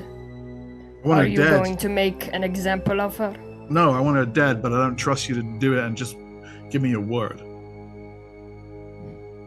Something about, I don't know. She didn't go into specifics. I said that he had a heart. That's literally, yeah, well. Yeah, this is how Jabea reads it. Uh-huh. Darjay will do this for you. He said as much to Siora. But you should know something. Just because Darjay, as you say, lacks conviction in certain areas, doesn't mean he cannot get the job done. You will know this. All right, that's the kind of conviction I like. Adamant speed you, my little friend. Now, this, and he points to the two little dangly bits at the bottom of his beard. Should I cut these or not? Daje thinks so. Okay. Thanks. Acceptable. But if I had time, I'd have gotten ChatGPT to do me a trimmed version of of Jabea, because it is it is indeed with a slightly groomed beard that he joins you, Siora. Now, where's that message? So, Rain, it turns out, has made you the perfect dress, revealing, cut from the finest materials, which is then sonically tempered to swirl and shimmer and flatter at every turn. Furthermore, you can see, and surely they must have just been little stones and bits of chips of obsidian to begin with, but the hemwork and the lining is accented with gold, electrum, silver threads and flecks, and adorned with tiny rubies. I finest work. This is incredible. Wow, I mean, I knew you were good, but I didn't know you were this good. Good. Oh dear, I'm the best. Now try it on. I pull my hat over.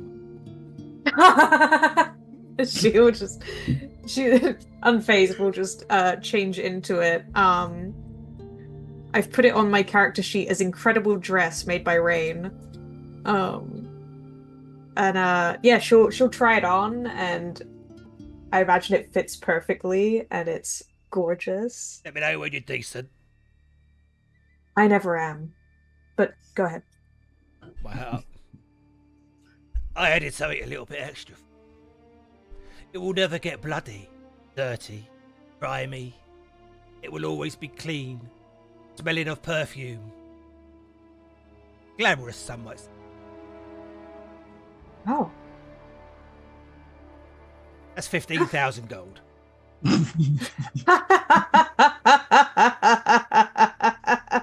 You're joking, Of right? course. Okay, thank God.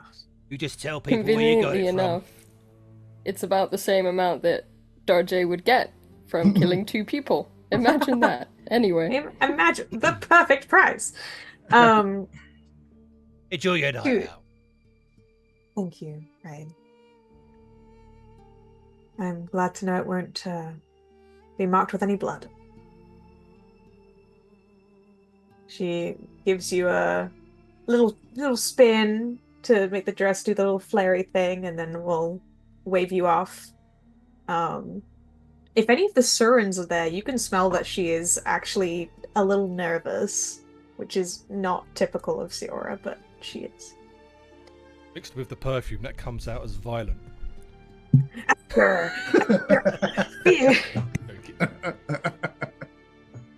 It really is your finest work. It looks astounding.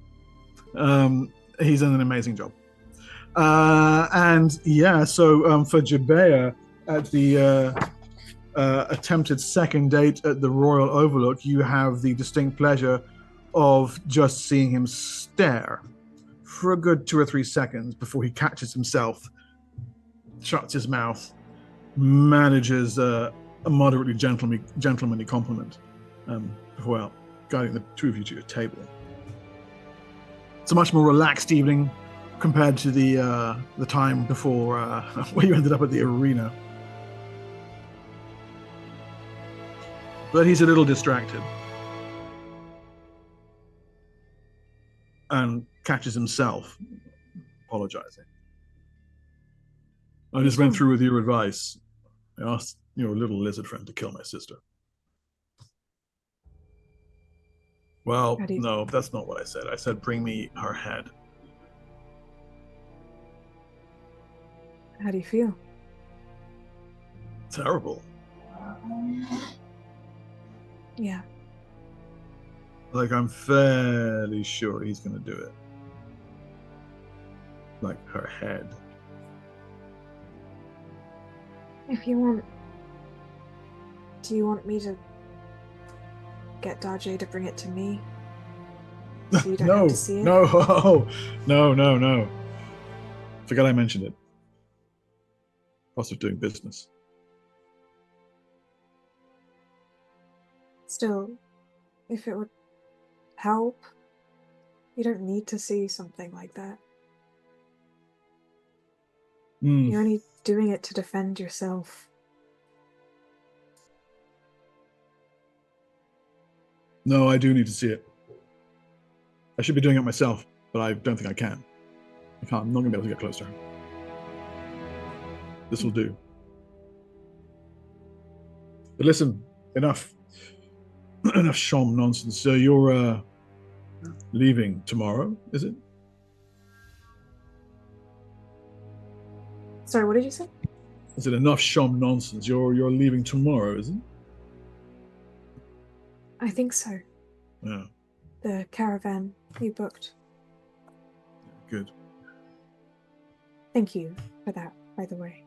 Oh, it'll be comfortable. It'll be private. Can I don't know. I know you probably have more than enough money, but can I pay you for it or anything? Like, No. Do you know how much the standard fare would be for you to travel to your destination? I believe it's something like 25 ceramic pieces. I can. I can probably cover it. I know you can. I just wanted to, I don't know, extend the offer. Look, I've been going back and forth on whether to tell you this for some time now. And I don't even know if right now is the time. Probably isn't. There is no time. This is normal for us. Yeah. It's what you make it.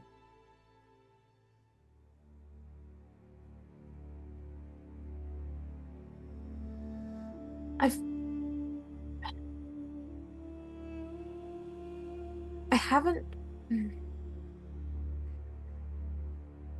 I've not been fully truthful with who I am to you. I wouldn't expect you to be. Not safe.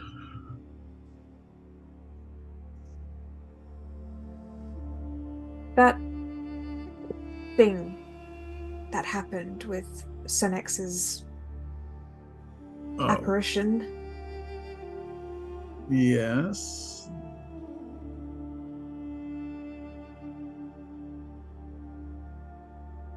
If I show you something, will you promise to hear me out first? Yes. She'll pull out her widow's blade and then take off the cover to reveal the blade underneath instead of a fan. And she'll take a shaky breath and then will slice just maybe part of her thumb and let it bleed that white. Before putting very quickly the blade away to show she means no harm to him, at least. He stares for a long few seconds at your thumb.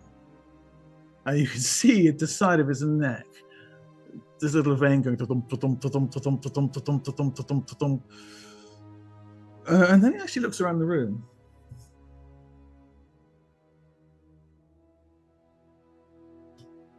Who else knows this? Traveling party that I'm with. You mustn't tell people this. It's not safe to tell people this. Why have you told me this?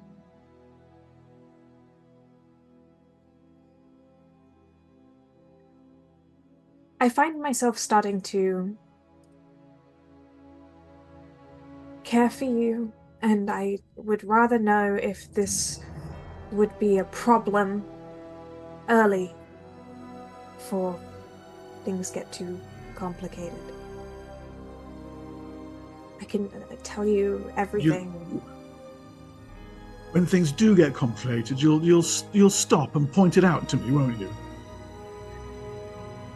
Because if it happens, I'm concerned that amidst all the other apparently complicated stuff that perhaps isn't complicated, that I might miss it. No, everything's complicated. This is nothing to me, the color of someone's blood. It's nothing. I've seen blood all sorts of colors, red and green and this revolting yellow that I really would rather not think about. You do It's know nothing. what it means, though, right? I know what it used to mean, but I'm pretty well connected. Do you know what a Cynotrix is? No. Okay. I don't think I do, right? Nope. Do you know what a water hammer is? Looks a bit like a butt plug. No. No. No. Maybe. The people I who don't made think you, so. people who made you are doing what my family's about to do to itself, tearing themselves apart. Now, either you're on a very, very, very complicated and involved mission that is far too complex for me to even guess at, in which case I'm probably fucked anyway. Or you're a renegade. Like that shit Caradow that my sister hired. Yeah, I know about him. You don't seem like a shit, though. So, I don't care what color your blood is. And,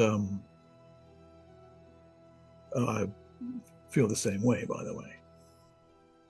Although, that seems to me like, we're wishing for water in the sea of silt.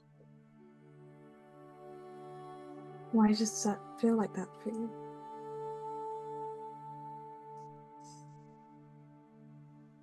I don't know.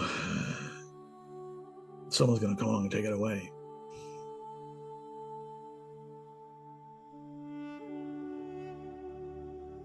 Be my DM. Which platform Which is it on? Oh, probably should have. Yeah. Zoom. Okay, I see one there in Discord from Zoom.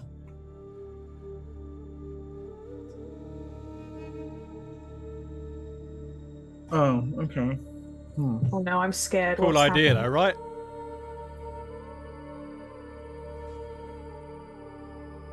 Yeah, interesting. I missed that. That would have been cool if I'd seen that just a minute sooner, but never mind. Okay, right. Well, she still might be bleeding. No. So,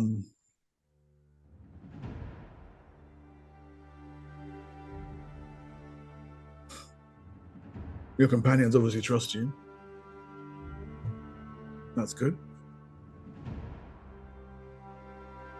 Funnily enough, they learnt very early on. Hmm. But we were in a situation where we needed each other. Yeah. I see now why you care so much about getting Senex back.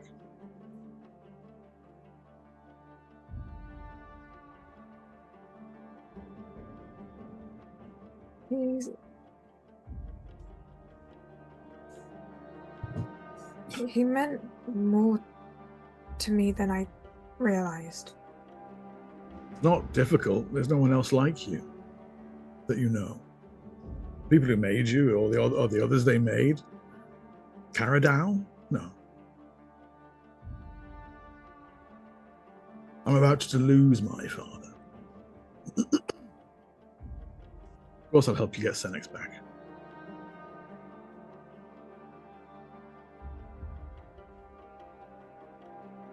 I think I lost my father a long time ago.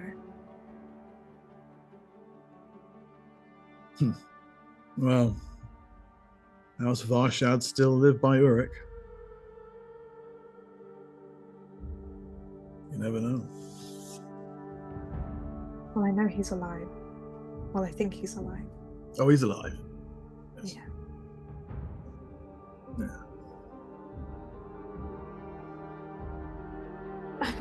Does it really not bother you at all? Have I been stressed about this for no reason? And Yeah.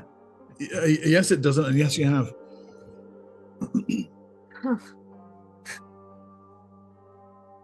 I've got much worse things to worry about than whether somebody bleeds white, whether they were made in, I don't even know where it was.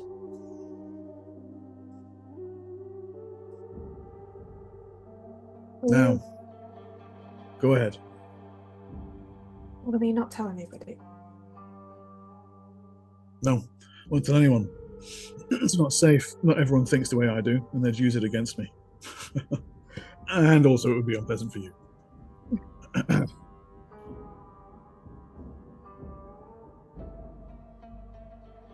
Now, listen, I would like this evening to go another way, but I'm going to have you escorted back to Calvorix's estates so you can prepare for your trip tomorrow. The first part's going to be easy, but from what I've heard of Yaramuke, it's going to be a nightmare.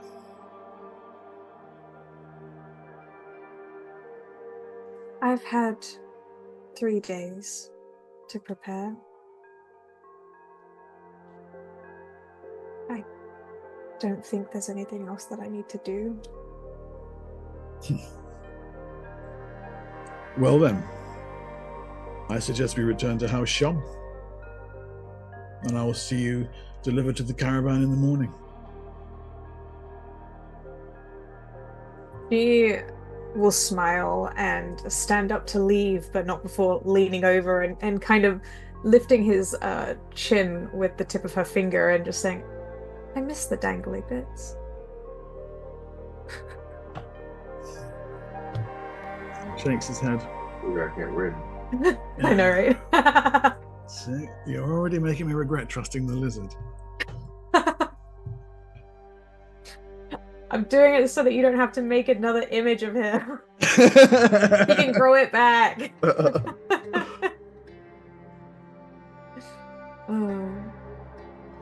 As and for the fade to black.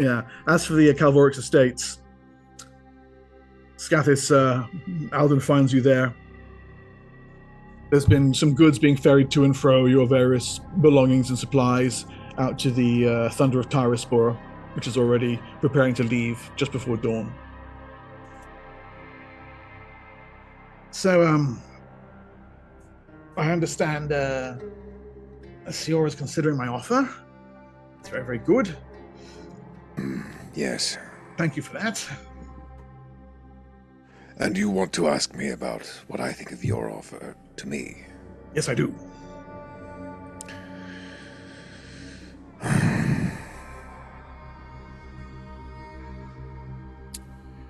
My companions seem to think that I would rise to the occasion if I had to lead.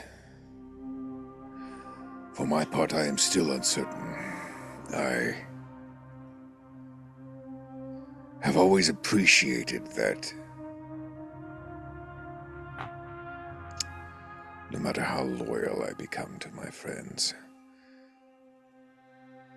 if I should have to, I could always cut and run. But if I were to lead a unit of warriors, I could not abandon them. No.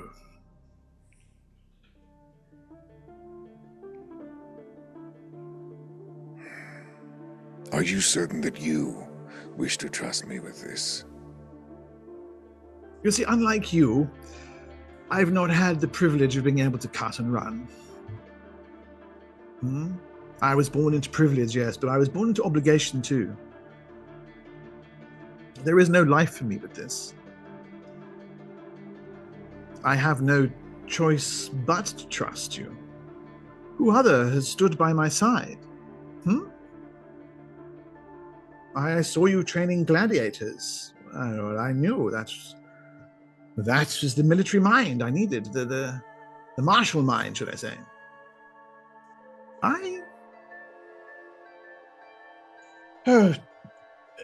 Damn it, Gathis, we've been through all sorts together. I'm going to speak honestly. I think you like to be able to cut and run because you're used to running. You were running when I met you, and I think you'd been running for quite a long time before that. And, well, I don't think you've stopped, really, to be honest. I wonder what it is you're running from. Is it really even chasing you?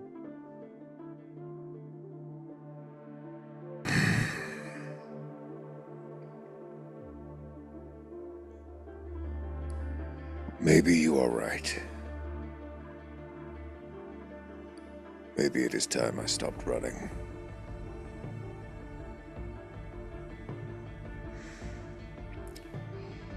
Where are we, by the way, having this discussion? So this will be at the actual at the New Calvorix Estates by the hot springs.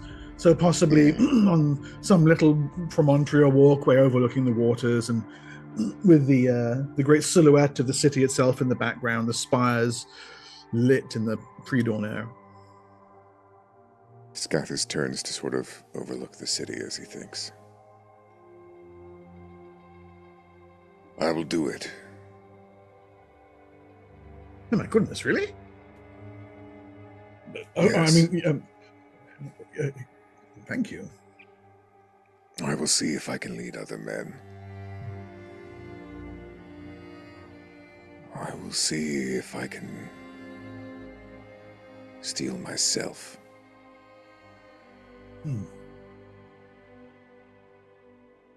But first, Yaramuke, eh? Of course. It's for your friend Senex. I understand that loyalty is what you value about me. It absolutely is. I can hardly abandon my friends. And If I would not- Senex can be brought back. I would not expect you to know.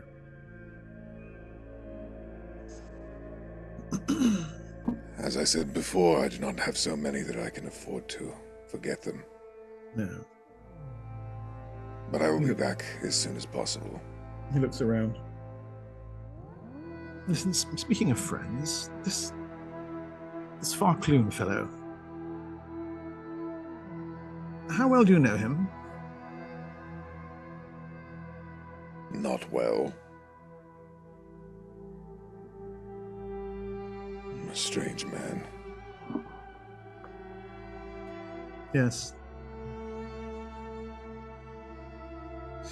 Yes, I wonder what he was doing in the Nagaramakam dungeons in the first place.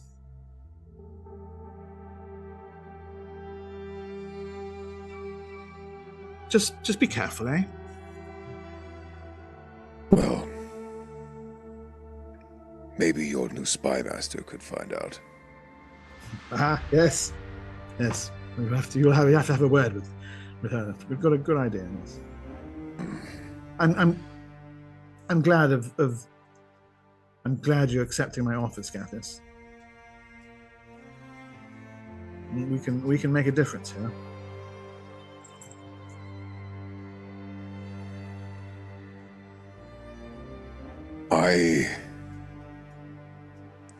I will do my best.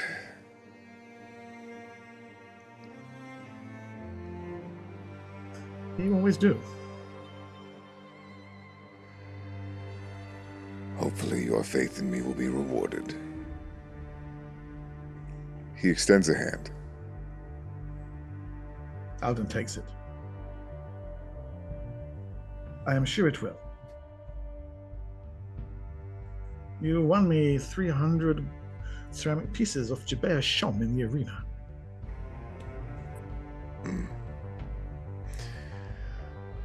Well, he kind of smiles. Now I wish I had seen more of that myself. Yes. Well. But I have come into some wealth of my own of a sort, courtesy of Rain. I He, saw. Oh, he saw. Okay. Well, he's seen the hills. He's clearly kind of like looking. Yeah, he draws Drakethorn and holds it up to admire it himself. Marvelous. How is the steel etched in this way? I've never seen metal worked like this before. He did it with his mind. I could not begin to explain it. But it is stronger and swifter than ever. He was an outstanding investment. Good. Well, wield it in your new house's name, Scathis Calvorix. He straightens up at having been given a last name.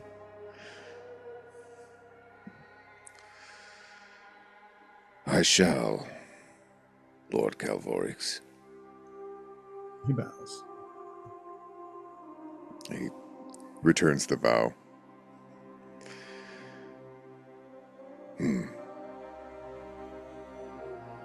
What will you do while I and your new spy master are gone?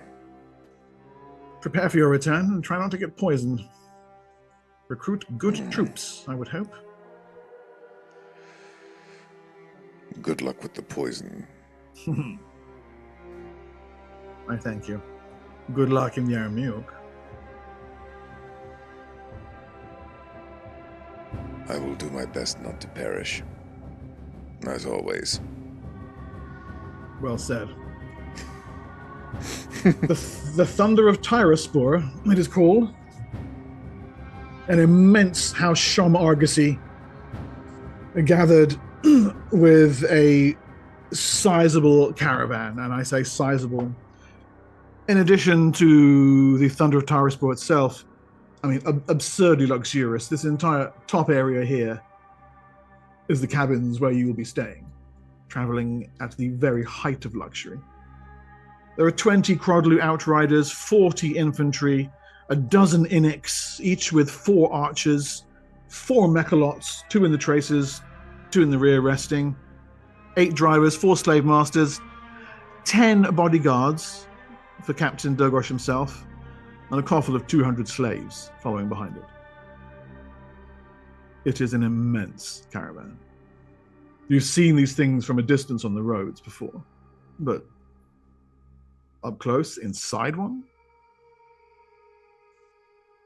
it is a veritable traveling army. Can I, on the way there and until in a room, wear some kind of disguise around my head so that, and over my tattoos, so that I'm not... Okay, cool. You can easily cloak yourself up. Yeah, sure. Well, that reminds me of the Star Wars. The Sandcrawler. Pickler. Yeah.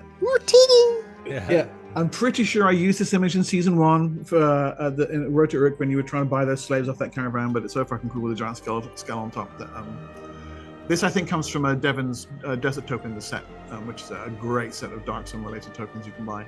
Very, very cool. And so finally, you're underway, leaving Libane behind. We'll go back. I showed it briefly there earlier on the main map. Here. So we've been talking about it. I've been harassing the players on and off over the last week about what route they're going to take. And this is more or less the route we're going to be going with. We're starting in Libane here. We're going up the Black Spine Gap, up the Black Spine Road, all the way up here. And then we're going to branch off down the Silt Road past Shazlim, cut across the middle of the Tablelands here to the Great Road, take that all the way up past Dragon's Bowl to Uruk. And then from there, it's straight across the Road of Kings to the Oasis there. Real simple, just a hop, skip, and a jump. It's just a like popping down the chippy. And on a Kank, that's 10 days ride. But for security and for economics, we're taking 2.5 times that, almost an entire month. At the hottest time of year, during the season of high sun, to go trundling across the Tablelands. And you know what? It's fucking great. It's lovely. The way that the Thunder of Tyrospore has been built the upper decks, the top level, has these fan systems where slaves on the lower level work on these kind of pulley systems that fan air up through internal ventilation shafts. So there's a continual, ever so slight cool breeze blowing across the inner chambers on the top deck. Air fucking conditioning. They'll even hang wet muslin over the mouths of the vents to actually make it a general cool breeze. Fresh water brought to you whenever you need. Fresh food, fruits, cold meats, fresh hot meats in the evening. Not the sort of stew and gruely slop that you were eating on board the Amketch. This is cloud ray steak, Inix tail fillet curry, fricasseed gorak on a bed of. I mean, it's in fact, it's the best food you've ever had, and it's every single night for a month. You don't even need to go to the lower decks. Jabea said it himself. You got to travel like Shom. This is how he lives. This is how the entire family lives. Oh, I could get used to this.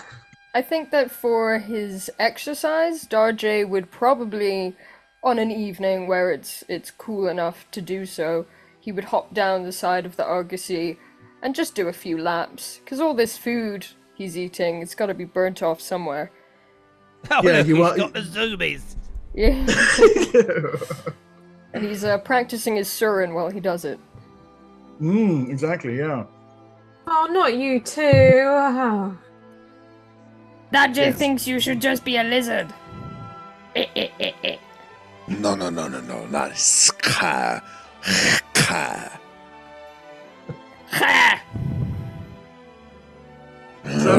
The lack of throat sac is really hampering, isn't it? So is Darjay going to have the same accent in Surin as he does in Common? I've been thinking about this. We'll have to see. Okay. See what comes out I'll in the moment. spring it on you. Spring on you. Cool. Yeah, okay.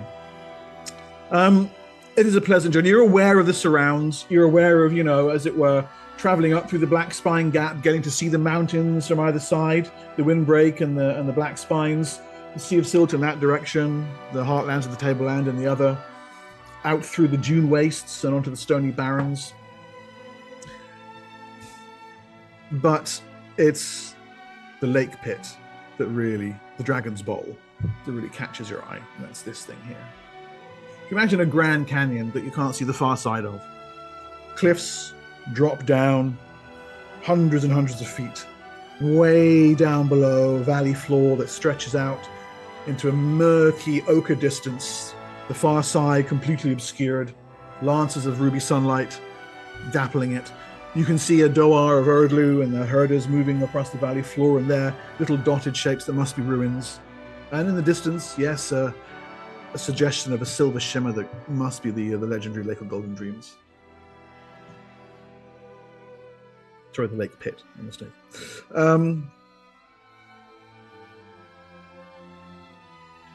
Shazlim itself, this, is an Inika trade village. A bit like how Cromlin belongs to House Shom.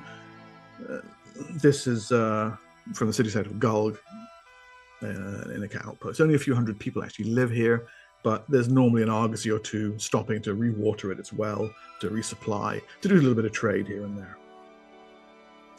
And this is about a third of the way into your journey where you find yourselves. It's here that you see your first magma cultists. It's the chanting that comes to your ears first. Scathis, you hear it before the others. You recognize it, of course, as the Suran tongue, but beyond that, it's a very familiar tone, rising and falling. Almost hypnotic. Little bowls on the ground, burning the molten rock.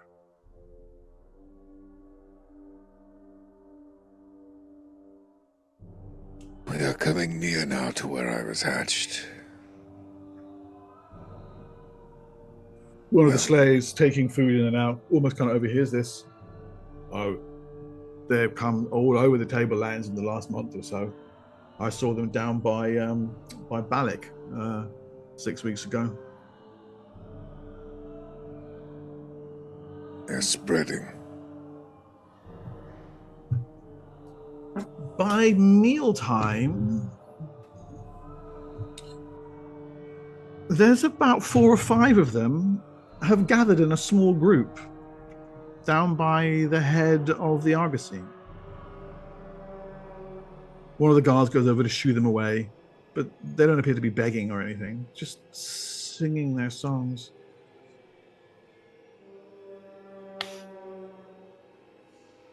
Scathis, you know what? Darjay, with your understanding of Surin, these lizard creatures, you realize they're singing Scathis' name. Gathis, I think they know you.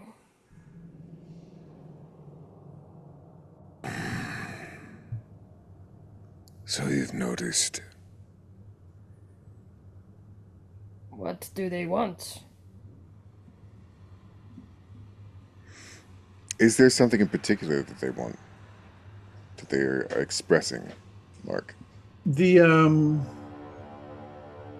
words that you're hearing, no, it's your name and then a beckoning, and almost as if you're listening for it. A voice it calls up, "Come down, brother. Come down." They want me to return to them. The caravan captain, drawn by the weird little back and forth. Durgosh's name was. The taciturn man. Friends of yours?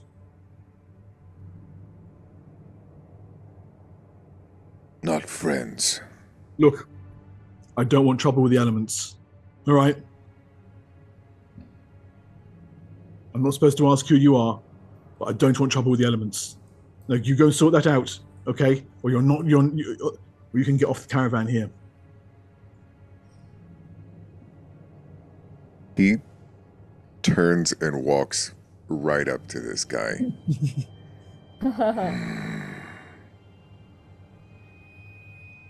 You want me to go speak to them?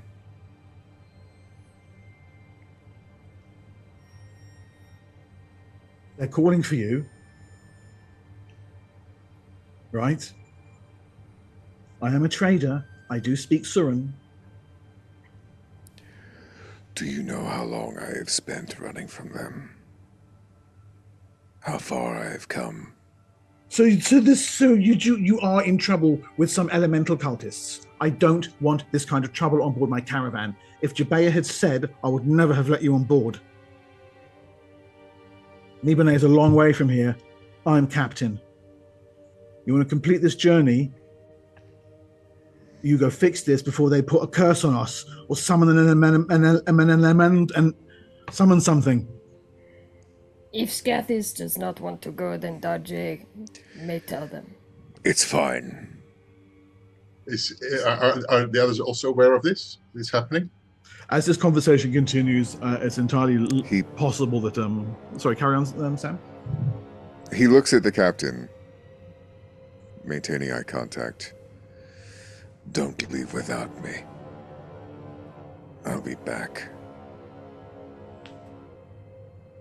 Can I hit the captain with one of those, like, the vibe of, do you know who my husband is? But not that, but like Jabea will hear about this kind of vibe.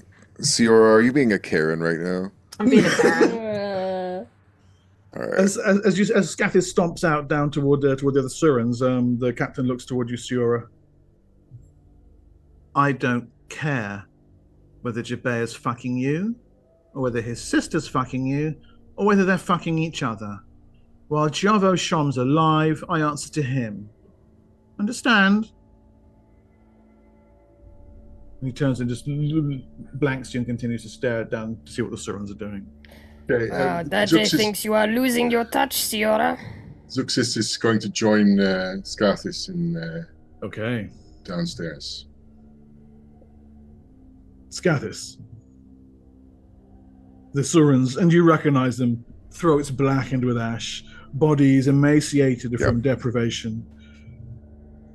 The tallest of them,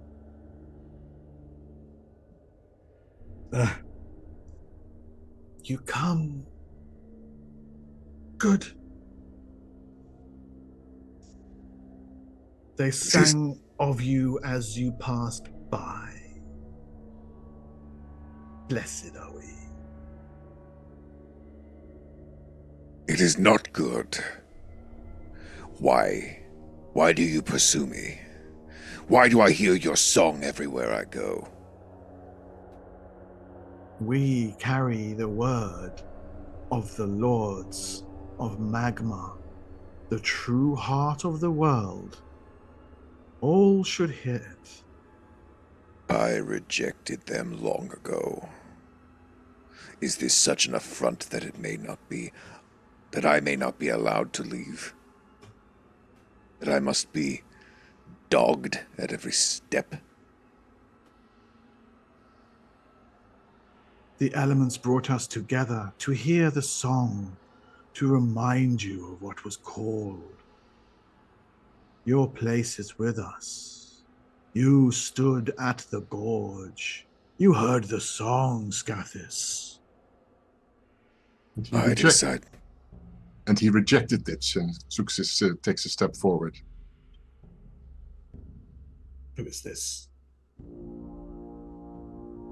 Some southern apostate.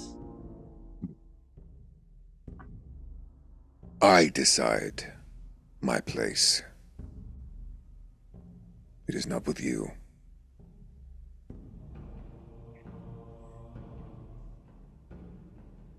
And I will thank you not to insult my friends. Meanwhile, on the upper decks, Siora with popcorn, seething at the captain, but filling Rain in with the vibe of what's happening. Like, so this is the thing. Yeah, Dodger is there for the popcorn. I could just see a lot of throat move action. Oh, I don't understand a word. Dodger will translate for you. So No. this one said, and then this one said. Well, how fluent are you at this point? Because I love the idea of it being, like, just off. Like, it's not quite right. Yeah, halfway through the Oh. journey, yeah. They are talking about pork. Hawk! We do not pursue you, Scathis. You hear only the call of destiny. I wish to hear it no longer. Then you must return and finish what you began. You must face the Lords of Magma yourself, brother. Deny them to their faces. I have heard enough of your song. If a black throat sings, a reddened throat will be silent. His hand drifts to the hilt of his sword. The Suran kneels in front of you and throws his arms wide, head back, and deflates his throat sac. I do not fear death. That is why you are mad. All of you.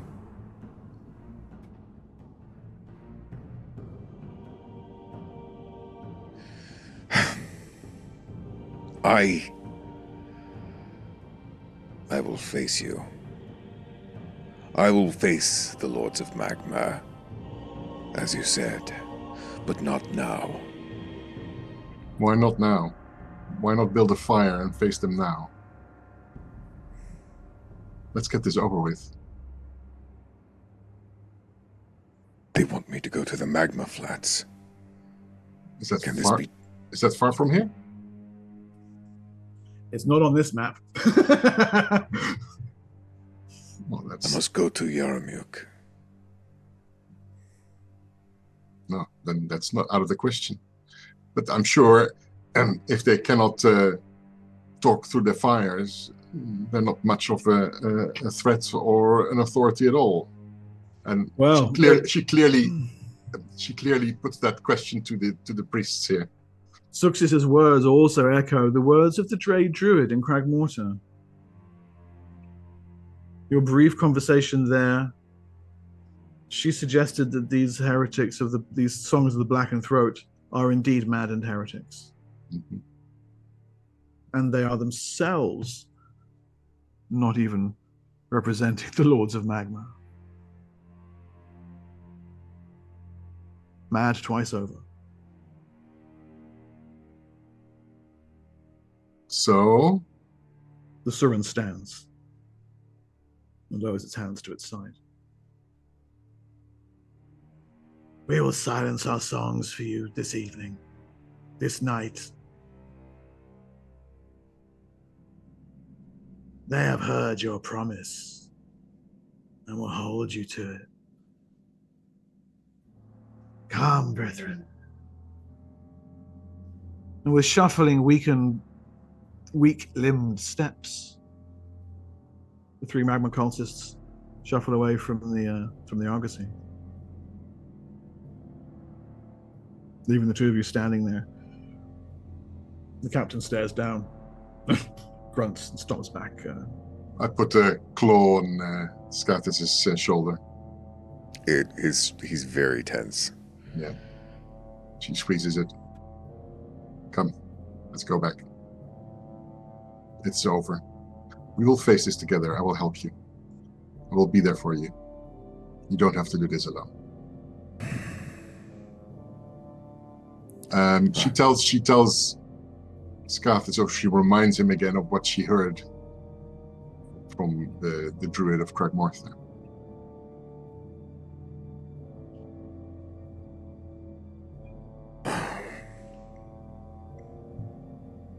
Perhaps it will be easier if they are simply heretics. Huh? Why would the druid lie? What what business is that to her? Right? And you know where the knowledge comes from. Spirit of the land. They don't lie either. They tell it as it is. Especially when it's about things that are elemental in nature. I've been fortunate to find companions to accompany me, but I had hoped never to do this at all. Maybe it's time to stop running. Yes, that is what Lord Calvorix said. Oh. That's surprising. He apparently is a lot more perceptive than I would have given him credit. Well, perhaps you are both right. It is time to stop running. Let me know. I will join you, and we will confront this and put a stop to it. I look forward to the day when we stop receiving these quests to go here and there.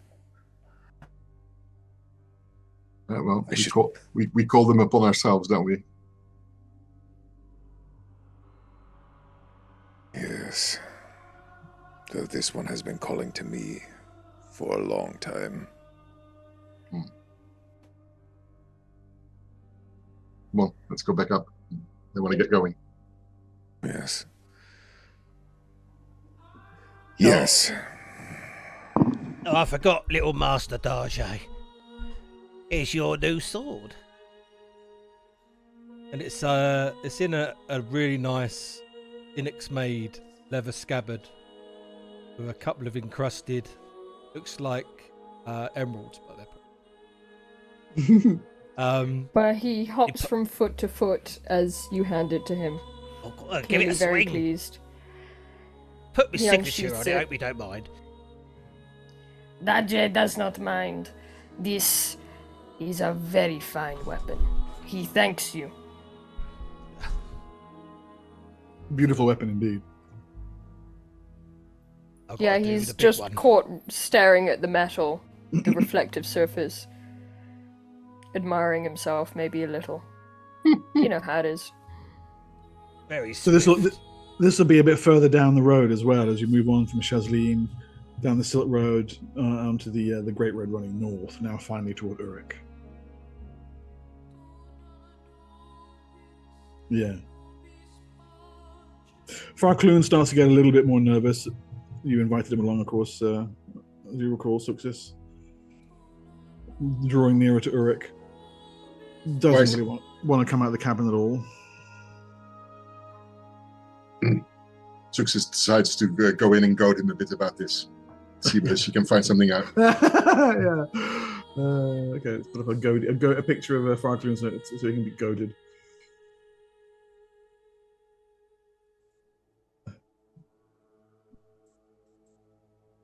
The sooner we're past that city, the better. I've noticed that you don't want to show yourself anymore. What's going on?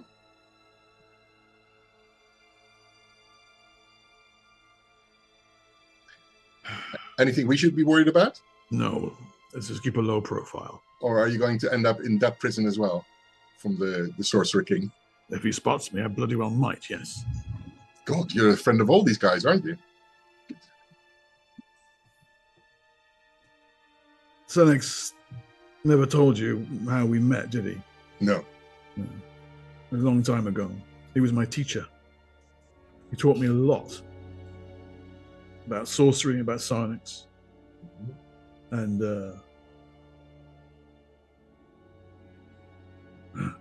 sooner or later you start bumping into things that get you noticed. With what? With sorcery or psionics? Or both? Both. So I'd rather not spend any more time than I have to around here. In their presence. So, how old are you, actually? Oh, no, not like, I mean, Well, we know from Senex. I have 3 King's Ages under my belt. 3 King's Ages. Yeah. So he's a lot older than you he's are. Way older than I am.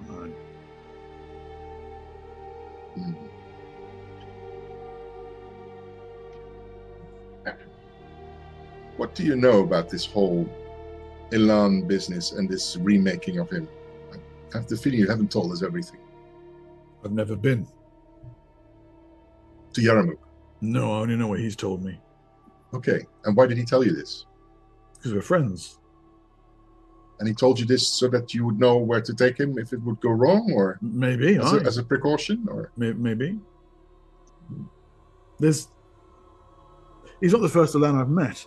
I'm trying to say he's not the only Elan I've met, and they often have a need to tell you they're an Elan.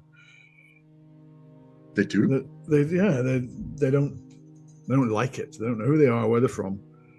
But these are the Elan that are not working for the Order you're talking about. All the Elan are like this. Even the ones that are working for the Order. No, I think so. I think they've all got that seed of doubt inside somewhere. I can't hear this, right? I had a discussion with Scathis about it.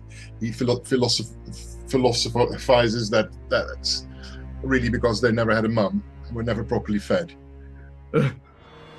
Yeah, I think it's probably true. I think it's that simple. Mm-hmm. Most things are, actually. Yeah. Well, interesting. Should I be worried about you? She looks very carefully at him. Of course. I'm worried about you.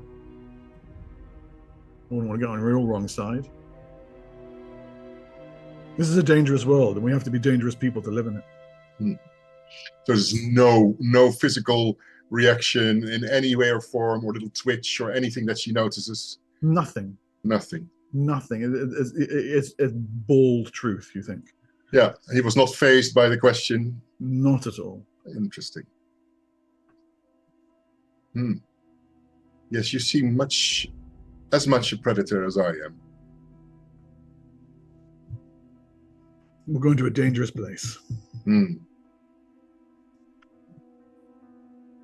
Good. You let us know if we need to worry about something or that we need to take something into account with regards to you, right? Of course. Of course. We'll find more out about that when we get to Yaramuke, I think. Yes. Into the great unknown. Absolutely. What do you know about it? There was a war. She got the lens. Ulrich wanted to take it from her and couldn't. She used it, I think, to stop them. She used it on itself. Okay. So that was what that war was about? Yeah, if you ask me. Interesting. I have no idea how she got hold of the damn thing. But, yeah.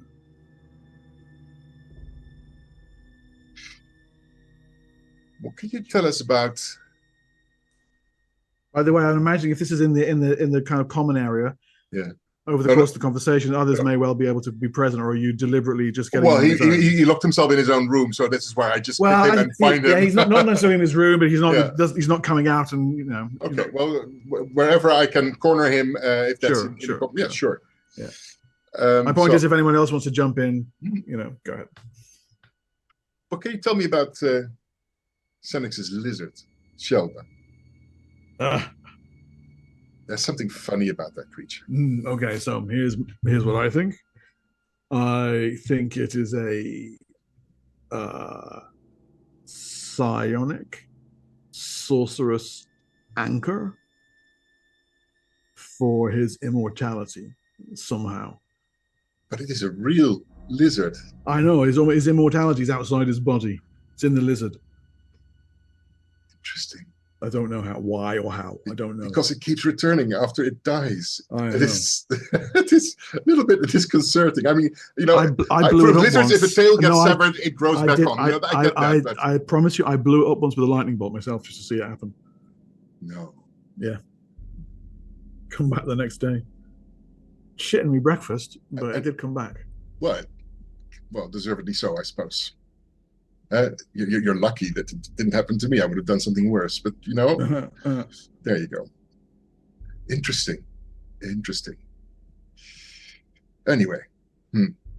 Just quickly, Washika, there's a bunch of these playlists. Some of it is actually, if you go on YouTube and look at Logarium, I've put some of them. I put out the combat ones, the background atmosphere ones. Some of those are available, and I do actually have a playlist that I could put together with some of the main tracks that aren't in those mixes. So thank you for bringing it up. I'll do that.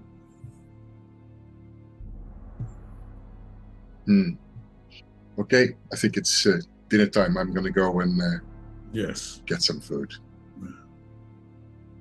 She nods and she turns away and acts like it never happened, this discussion. Nice. The immediate area around Uruk, and a big shout out to June for this map from the very cool City State of Uruk supplement, which they released. Very, very cool. This shows the immediate basic kind of the verdant belt of the city state of Uruk itself. Here's Uruk. You come in on this road, the big trade road, and then off on the Road of Kings, off up in this direction toward Yaramuke. But here, Wirith. Wirith is the southernmost of the client cities of Uruk itself. It's unremarkable, except it's here that most of the trade stops happen, and the caravan inspections and the tolls and what have you. So there's a bit of a market has sprung up here. It's quite a pleasant place. A small elven tribe, you're not sure which one, has set up a small market if you wish to buy any number of items once belonging to Faloth. There's a couple of roadside taverns. The Tyraspor crew know it well. They're getting their mounts tethered and lashed quickly, and then they're off into the taverns to hit the bars for a few hours before settling down for the night. The captain says you're free to come and go, by the way, and we're not leaving until the morning. He warns you that prices are a little high, but adds that given that you're leaving in Yaramuke, and given that you don't want to go into Uruk itself, this is the last place you're going to get to buy supplies before they drop you off at the Oasis. So if you want to do that here, if you want to do that, should I say, do it here? Yeah, that's exactly what we're going to be doing. Yeah. Okay. So there are Templars here, by the way, but they actually appear a little bit drunk as well. So their inspections are just kind of cursory. Yeah, sure, you're going to get assigned to Wirith, but there's going to be 15 caravans a day, and try to keep on top of it. And if you can't, there's Broy in the back. That kind of thing. So wait, so you guys you're going to the market. And what do you need to pick up here, by the way? I need to make sure that we have enough water for a lengthy journey, and rations. Yeah, that kind of stuff.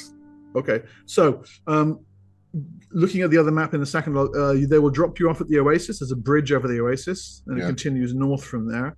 It's going to take you on the Kanks 3 days to get to the Oasis, and then probably 3 days back to the main road. So You probably want at least a week of rations to take with you. No, we need 2 weeks. 2 weeks. Yeah. Okay. Just in case that we need to also, from there on, back to the road, go somewhere else. Yeah. Okay. Good. All right. Yeah. Okay. Okay. So you're taking care of that. Is anyone else going with shopping with you? Yes, I'll go. I would like to buy eyes or copper, stuff like that. Sura Okay. namely stays in the Yeah. caravan. But we over the break we did the 7 gems, but I was wondering if you could do the haggling roll to see how much that comes to. Oh yeah, Carl, you were away from the camera at that time. Oh, okay. 95 silver for the gems. So if you can get a roll going, you can bump that by 20%, I believe, isn't it? Yeah. 500 bits for my chic. Well, chic. Thank Nice. you. Thank you. Another D20, but would it be you, Mark? But you've got 3 already. I've got 5. Yeah. RJ, have you got 3?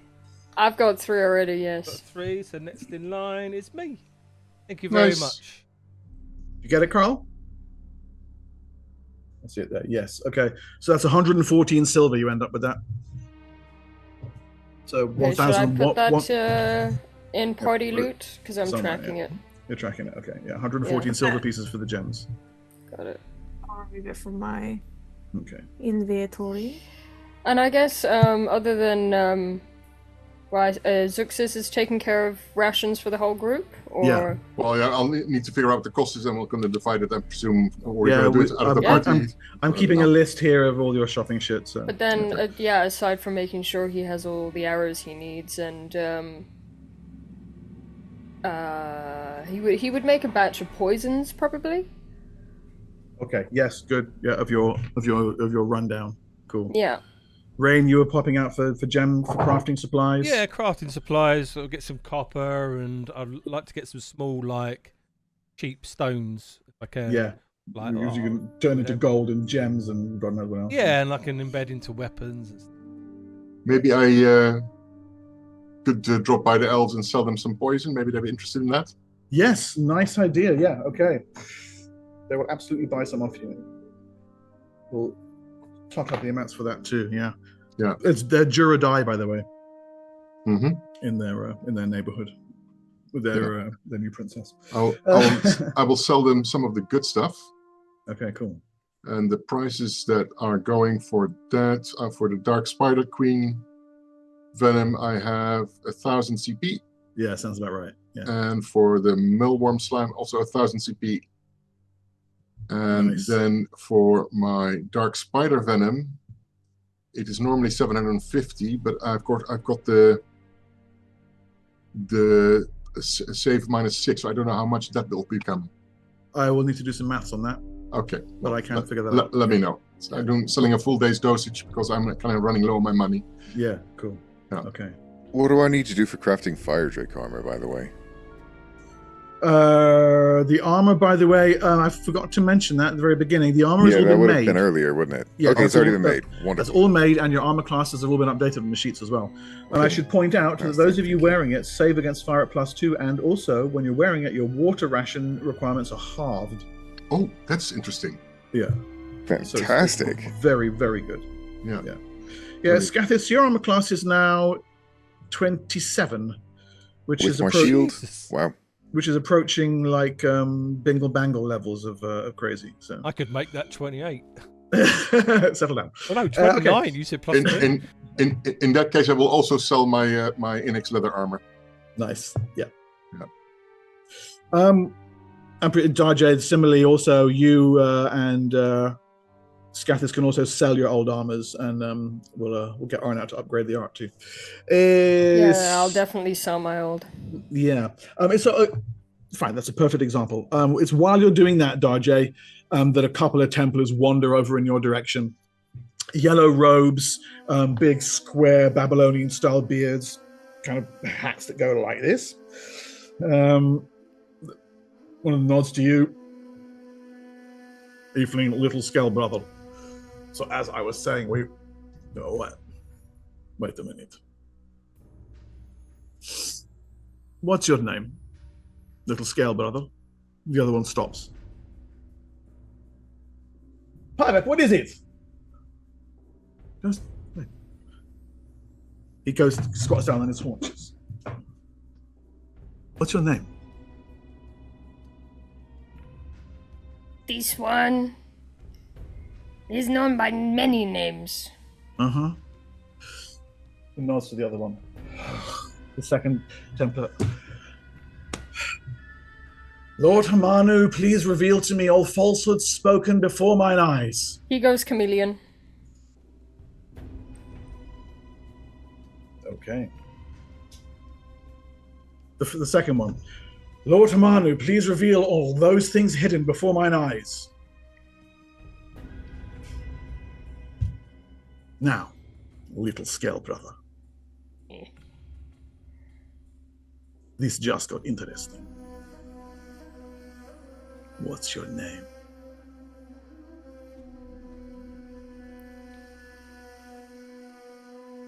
Daje. Yes. I told you, this is him.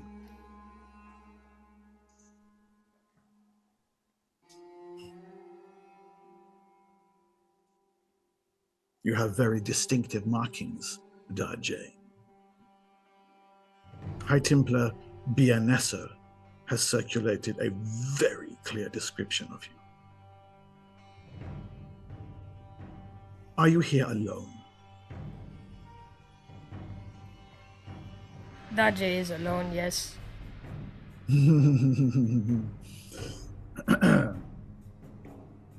Well, the other one looks over at the one who's got the detect light going. The one with the detect light can't see you. Is your Varshad with you?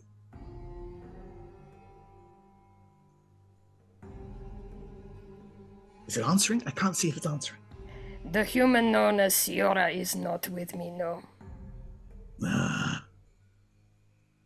He knows. Which argosy did you arrive with? Daje does not know. I'm presuming this is the truth? He does not need an argosy. He runs. He has been running this hallway. That's a lie. The second Templar says, go and get the Centurions. The one who'd cast the detect light turns and hurries off into the crowd.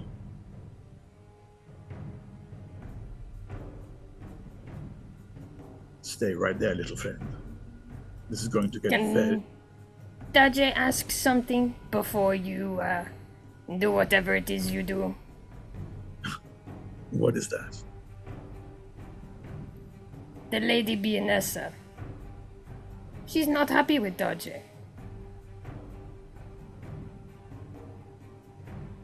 She has interests that you can help her with.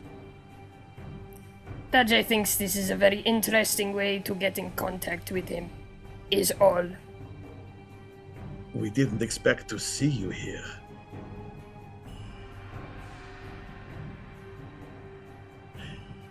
If the Elan is with you, give her up. Lord Hamanu will reward you. He points through the crowd where you can't see the other Templar, but you can see what appear to be like headdresses with like feathers coming out the top of them, making their way. I see the hats.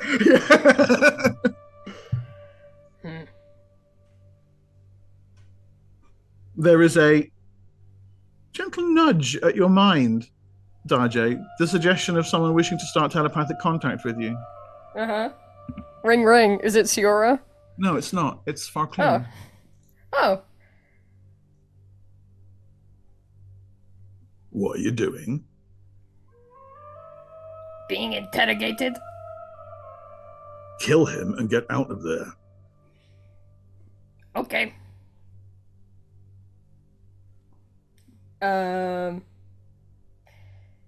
Yes, I would like to use my dagger, my jawed dagger, and what's a horrible little poison I can put on this?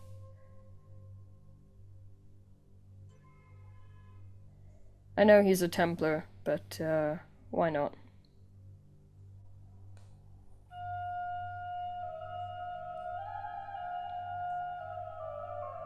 I'm using the Mulworm slime.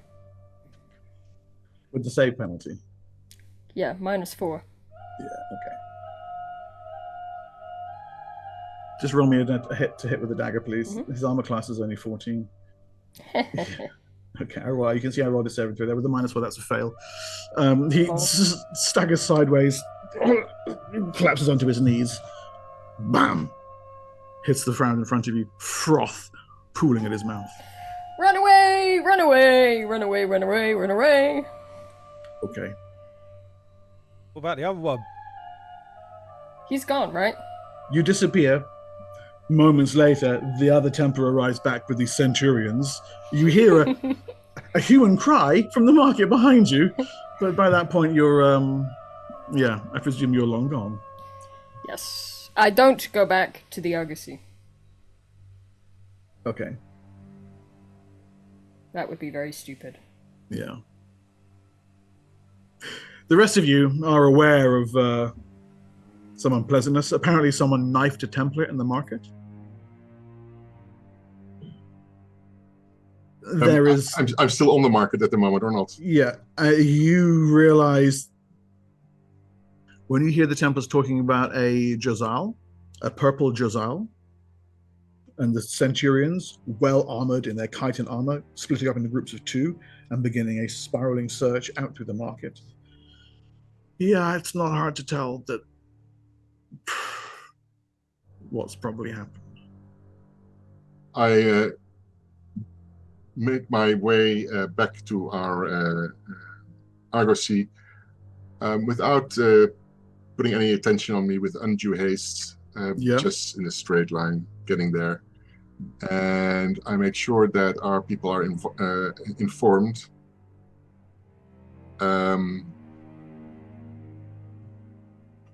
That's what I do. Okay. And then I go back to the market.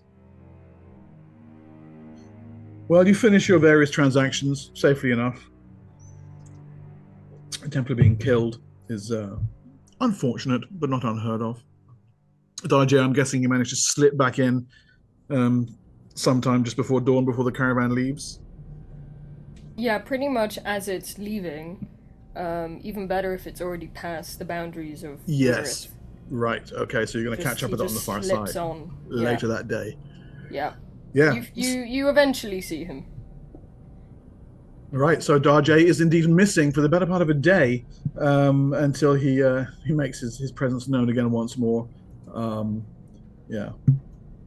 Siora's just like laid on like a sun lounger with cucumbers on her eyes, just like has like someone massaging her hand and like another fanning her. She's like has no idea, living it up.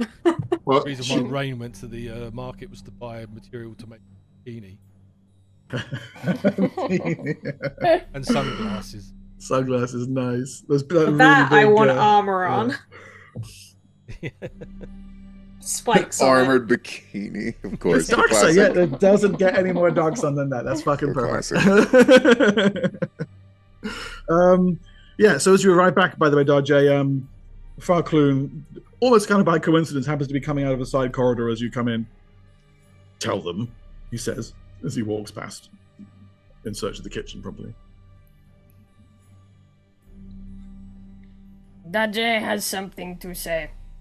You will listen. In the market... Yes, thank you, Siora. In the market, the Templars came to Darjay. Urik is not safe for him.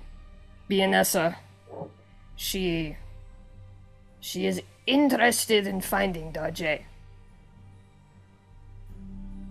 He had to kill this Templar to make an escape. You know what would have solved that problem? Puts the cucumbers back on.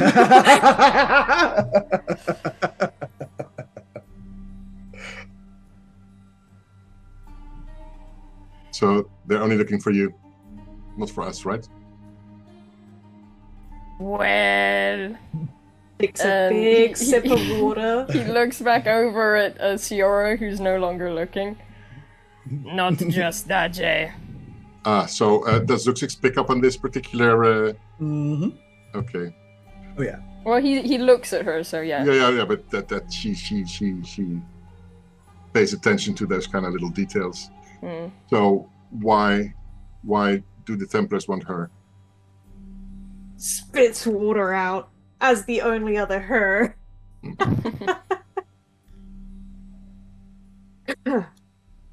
What's going on? They're after me. Okay. Well, from what Daje knows about you, Ciora, Hamanu would very much like to see you again. Again? I'm pretty sure Ciora has told the group.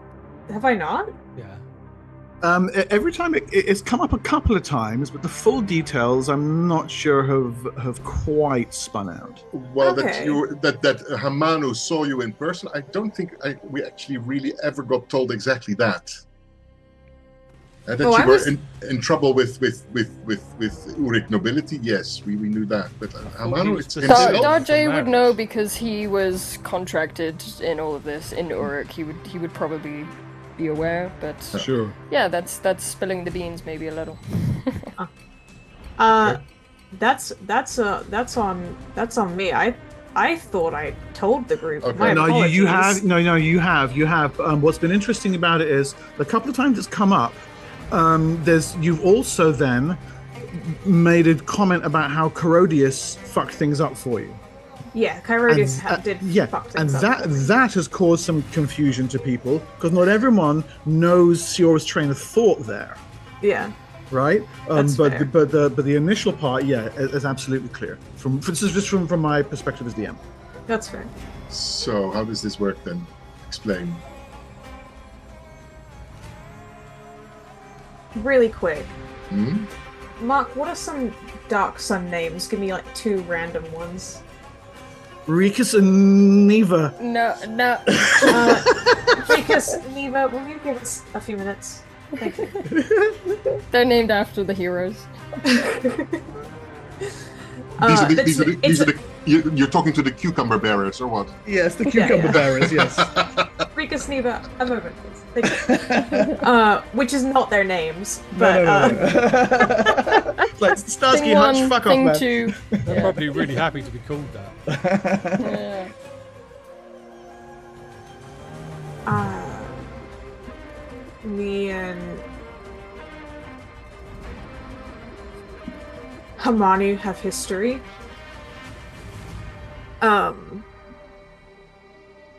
What kind of history? History as in your line of work or what? Did you work for him? I was one of his concubines. Ah, you were his property. I wouldn't call it that, but No, sorry, let me rephrase it. Would he call you his property? perhaps. Yes. So like jaw clenches as she says that. And he wants you back? I hired Daje to fulfill one of the roles I was given by the Order to take out Bianessa so that I could rise to be his... Well, safe to say, Daje did not. And when Hamanu died, I fled. Who is Bianessa? His... She is a high priestess of Hamanu. Okay. And you wanted to replace her, or what did you want to do? But you're not a priest. You can't replace her.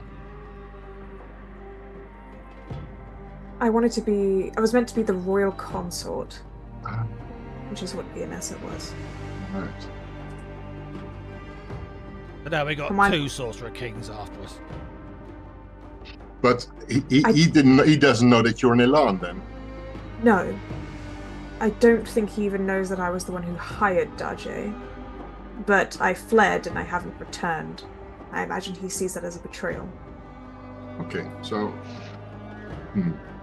He's already enlisted the House Varshad to try and bring me home. But I haven't. Okay. Give me a second. She casts a spell. Okay. Integrate. I will... And then she goes through you, with you through this whole story again. All the answers. What I say? Yeah. Oh, to see if I'm lying? Yes. Yeah, no, nothing, Siora ordered, by the order, to become, Hamanu's royal consort, hired Daje to kill Bianessa. Daje did not, but told Siora that he succeeded.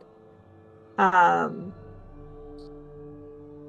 fled when Hamanu was killed because she saw it as an out. Well, not even really an out. She thought she was going to be killed. She was like, and Hamanu doesn't know that you're in Elan. To Siora's knowledge, no. And to Siora's knowledge, correct me if I'm wrong, Siora doesn't know that Bianessa knows that she hired her. Hired him. Okay. Yeah, I think that's right. So, in Siora's mind, but she doesn't know whether Hamani wants her back because he's like, where my baby girl at? I miss her. Or he's like, I hate her. She ran. I'm a killer. Like, you know what I mean? Right. But can I tell that you're doing detect lie? Can I? I tell her. After she says everything, she goes, I appreciate the trust that you have in me. Well, I need to make sure. Because this kind of story is being kept from us for a very long time. And it's kind of important now that we're going past Zurich. You might have wanted to tell us beforehand what exactly happened here. The thing is, I've mentioned multiple times that no one's ever asked. No, but the thing is, suddenly they're actually looking for you. Descriptions were out there for our little lizard friend. What's going on? Daje did not, in all fairness, think this would happen so strongly. No, but for them to actually have descriptions of you out after such a long time and known to the Templars, and them actually cornering you, Daje, that raises all sorts of flags with me. She is a loose end now. And what does Bianessa know? Do you know, Daje? Daje is not sure. As long as they don't know that she's an Elan, that's kind of okay, I suppose. But as soon as they find out that she's an Elan, it becomes a whole different story, huh? Well, then wouldn't they want to be after the Order instead of me? Well, considering what you were trying to do, they will have their suspicions, don't you think? I wasn't doing anything bad to him. What do you think? You're going to go replace Bianessa, and that will be the end of the story then? Well, I would just infiltrate and learn things. I wasn't going to hurt him. Oh, come on, Siora, you're not that naive. You're a new spy master. I'm sure you weren't hired for your naivete. I wasn't hired to kill him. I was meant to take her place. No, you were hired to spy on him and manipulate him. Yeah? And I'm sure... you chose then also... Taking her place meant she had to die. Well, yeah. This was not your decision to make. This is why Daje did not do it. It was needless. And actually, I mean, this is not necessarily something that Siora has to share, but the real Siora didn't choose for it. Oh yeah, no. The real Siora... The reason that this Siora was made is because the real Siora said no. Oh, you're saying this now. You're telling us in person. I mean, I might as well. When Daje says the right, yeah. the thing, she go, well, the real Siora didn't want to. But the real Shiora did not. That meant that the real Shiora had to die, or did she willingly move out of the way? No, they abducted her and then made me. So if I said no too, then I would be killed. So they killed her. Yes. The life transference, you normally don't survive that. Oh, right. It's part of the process of creation. Okay. I didn't know that. Okay. So are we in trouble now then? Daje I thinks look at Daje. if we get out of this area, they don't know what Argosy we were on. And they can't find out, you think, with spells? Daje does not know. Well, I know a lot of tracking spells, and I'm sure they can find out. The fact that you're here and they're looking for you doesn't bode well for us. So you want Daje to go? I would like Daje to make sure that he stays away from this Argosy, that everybody else that is on this Argosy, including the Argosy captain and all his people, don't get involved. You're putting the whole enterprise here in danger. He looks around the group to see if this is common opinion or if it's just Zuxis. Surely if Daje has to leave, I would have to leave. I don't know. Are they looking for you as well? Do they know that you're here? And I look again at Daje. They asked me if I was traveling alone. And I you told answered? them I was. Okay. It is not certain they believed Daje. Okay. What else did they ask you? That if Siora should show up, Daje turn her in. Okay. Was there anything else they asked you? No. Is that a lie? You are the one with the magic. You tell Well, I'm Daje. looking. This time I'm looking at the DM. No, there's no lies there. No. I don't recall them asking anything else. What's your name? No. Did you pay for that sausage? So what should we do? I think it might be better if you guys take a couple of kanks and make your own way from here on. Or we can go as a group and then we don't jeopardize the people from this Argosy. That's fine with me too. They're on this Argosy to protect us and keep us safe. They will die if Hamano comes for all of us. Double times for that. So you'd rather that we went instead? No, rubbish. Yeah, I think you should put your cucumbers down, my dear, and we think we should make a move out of here. Yes.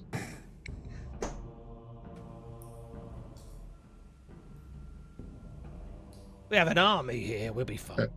When we were discussing the route, and I had known a little bit more about this story, I might have reconsidered going via Ram. It's just quickly.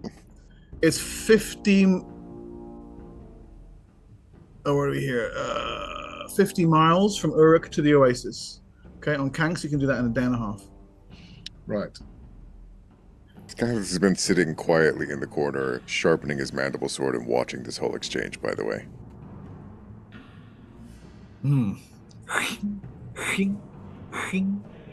Yeah. The thing is, if you guys separate from the group and meet us later, you guys have the ability to slink away. Not everybody in our group has that ability. And when you're, of course, in this Argosy, you become a target because of the Argosy. That might be an idea that you guys make your move on your own and we rejoin later after we've passed Uruk. It's also a possibility. If you seriously think they're being searched for, Farklin says, you're condemning them to death. Because they'll find them in the middle of nowhere and they'll come upon them, a woman and a lizard.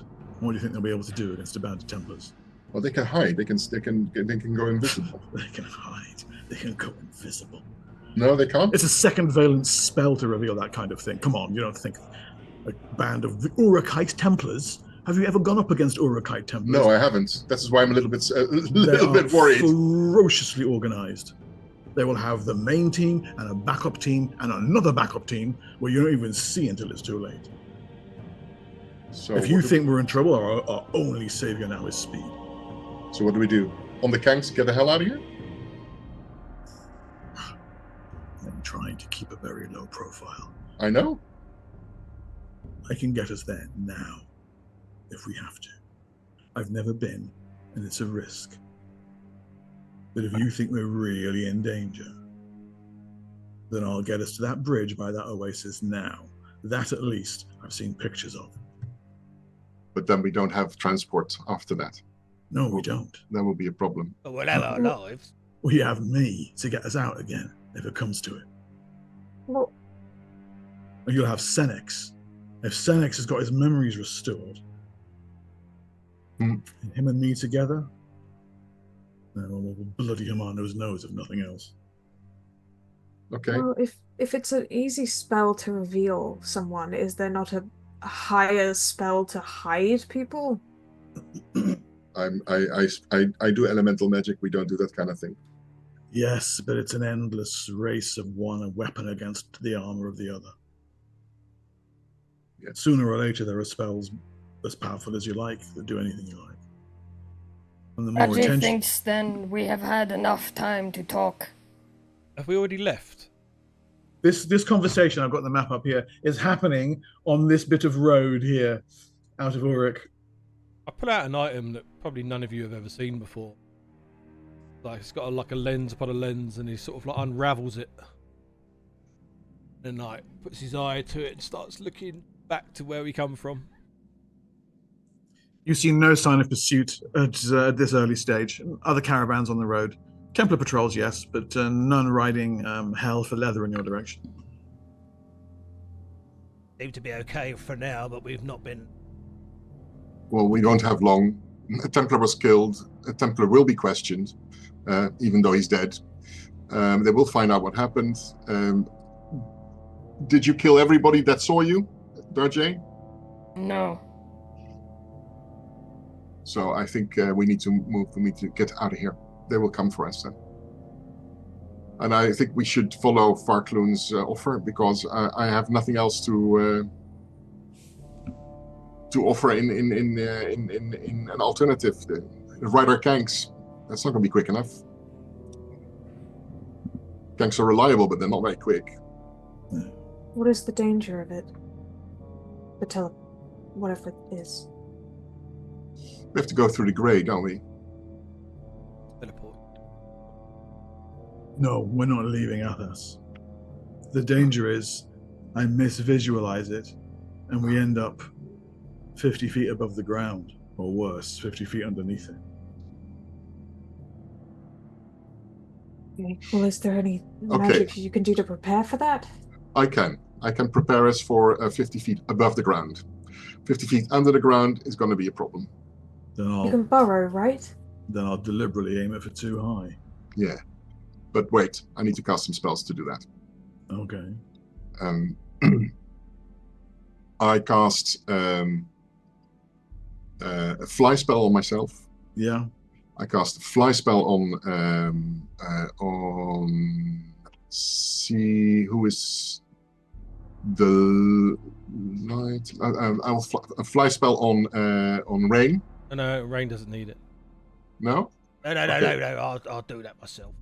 Okay, and a fly spell on Farkloon, I suppose.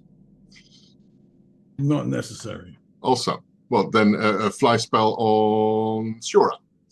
Okay. And then I'll have feather falls just before you. Yeah. All right. I manifest telekinetic. No problem. So you will gather up, and will we assume the usual 2 gallons of water each that you've been carrying around? 4 for Scathis? Let's get some more water as far as we can, guys, before we leave. Fill up all the water we can. That's the pack kank. Yeah. Taking I believe one of those feathered pillars. That's what we can do. I can take the pillars. No, take a kank and put Featherfall on the kank. Quick, Yeah, everyone, take the batteries and the light bulbs. You could take exactly. Right? Yeah, you could easily take 10 gallons of water with your Scathis and not be encumbered. It's just that it's fair 10 fucking bags, but yeah. Yeah. Right. But okay, a pack cank. Yes, Yeah. fine. Yes, we'll I do can that. do that, yeah. Have a pack cank instead. And that's 400. Hey, it's 50 gallons. So, yeah, good. We'll go with that then. Okay. Wow. That's unexpected, but fine, let's do it.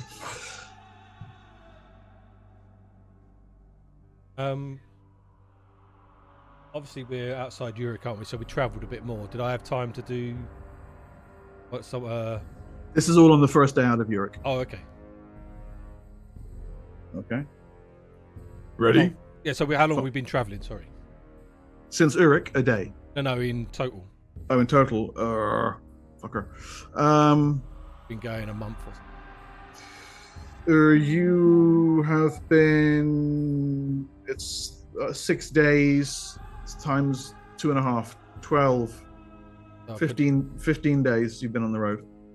Halfway. Okay, so I would have done Athas's sword as well. Yeah. Okay. Good. Okay. He closes his eyes, takes you to a position outside the camp.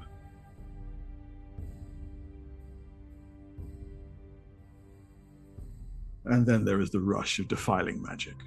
Pain floods into all of you. You're just almost buckling over, and then you are away, and then suddenly 50 feet in the air, plummeting downwards toward a desert landscape. Siora, Rain, Zuxis, you remain flying. Darjay, Scathis, Kevin, you drift slowly to the ground under the effects of the Featherfall spell.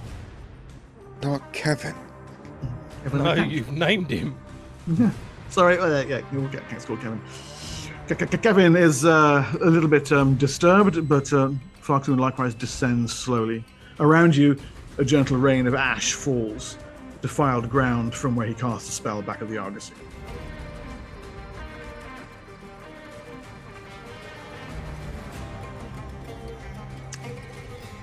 You're on a bridge of stone, ancient and time-pitted. You can see on the map how the oasis actually kind of extends just a little bit over the road, through the road. Well, that's where the bridge is. The Black Waters Oasis is aptly named. It fills a kind of canyon-like fissure that runs down from Yaramuke itself, and the waters are as midnight as a moonless sky, flickering with flames. And you see up close, the flames themselves aren't quite black. Where they touch the water, yes, pure shadow, but the upper ends of the fingers have a faint purplish tint to them. The waters stretch away north into the gloom. While I'm up high, I get the old spyglass out again and have a look towards our location. Okay, as you descend, you can see under the moonlight what looks to be a few miles further up what look to be people at the oasis. A group of them, a few dozen, maybe moving around. Beyond that, in the rocky uplands, what must be the ruins of Yaramuke itself. I suggest we get moving, Barclay says.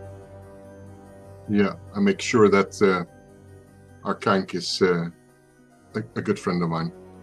Kevin? Yeah, Kevin's a good guy. Yeah. How far have we still to go? It's 15 miles.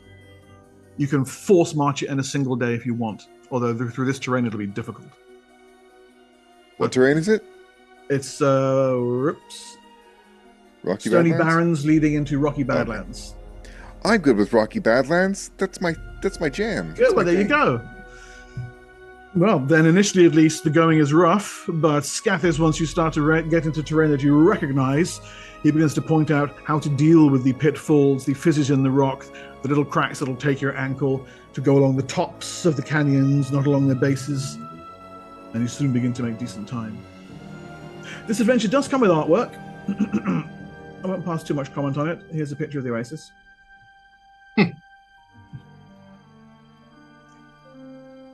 It's beautiful. Yeah, exactly. That brings a lot to the imagination. It does. It leaves a little to be designed. But there you go. Can I make an adjustment real quick? Sure. Oh, what we You can add a wonder wall. Is it going to be a cock?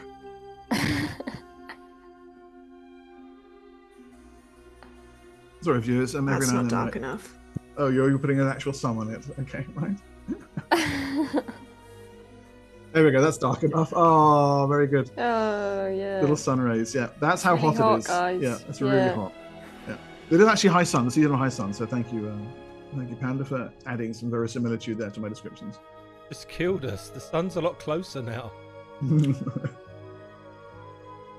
As you draw nearer, slogging further forward over stony barren, pausing under the moons, hoping to make the ruins before daybreak, you get your first sight of the people hanging around the oasis. It's not a calming image. They're corpses. They're walking corpses, shambling here and there, trudging at the water's edge, slack-jawed. Their heads turned in your direction, barely registering you. There's a considerable number of them. You would need to weave your way carefully through their group. You can see what must be the outer edges of the ruins beyond, some pillars that denote a causeway, perhaps.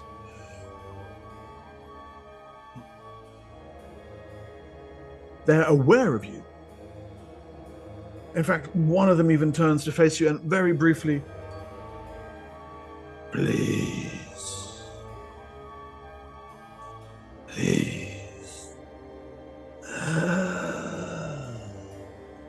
and turns away. Unlike any of the living dead you've seen before, they seem not possessed by a desire to feast upon your flesh, not possessed by any desire at all. What do you want to do? Work your way through the group? Blow them all up with a fireball? Fly overhead? What's your approach? They're not threatening us. They're not threatening you, no. I feel like we should just move forward. They're all hanging around the water. Around near the water's edge, yeah. But as I said, it's a kind of a canyon-like defile. So in certain places, as the higher ground nears the water, it gets a bit narrow, and it's just here at the head of the canyon where you need to reach the causeway. The dead get a little thick.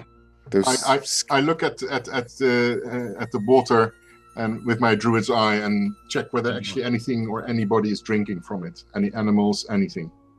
I look at the plants around the water. None. You see no animals drinking from this water whatsoever. In fact, you look closely by the water's edge. There are one or two bodies in such advanced states of decay they might as well be skeletons. Every one of them, the skeletal forms, its leg twitches slightly. What became of these people? As a trader and as a bard, Suxis Tharjay, you have heard of the curse of the Black Waters. The oasis is cursed. The Season 1 characters took a big fucking detour to avoid going anywhere near this place when they went to the Sea of Silt, back during the Dragon's Crown. Few know the truth of the curse.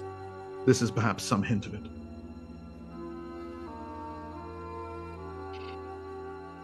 Anyway, if you're going to make your way through the group of zombies, I am going to need dex checks from you to avoid riling them. Can I do an acrobatics check? An acrobatics check will be even better, yes. And it'll look sick as well, actually. If you think of it. Yes, it would. Much better than 360 kind of... no-scope these bitches. Oh, look at that. I've been drawing all of your descriptions on the map. Cursed.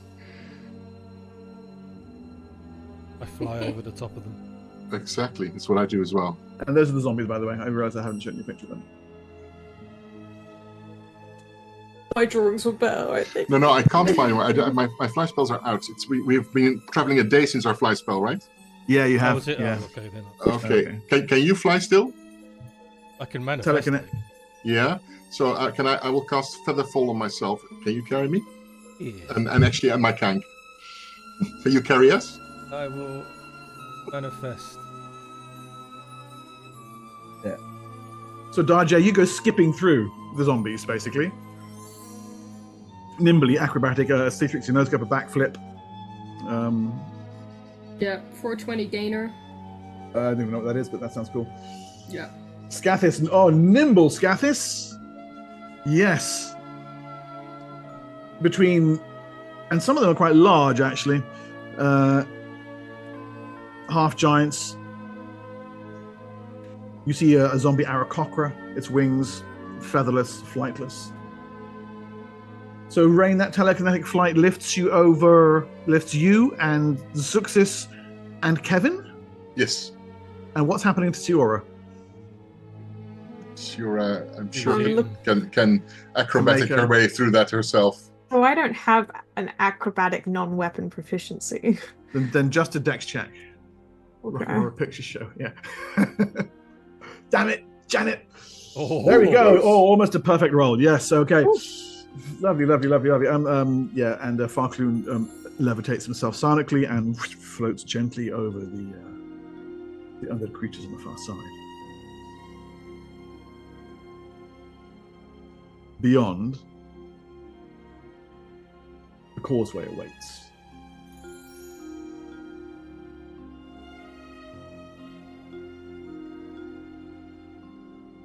You walk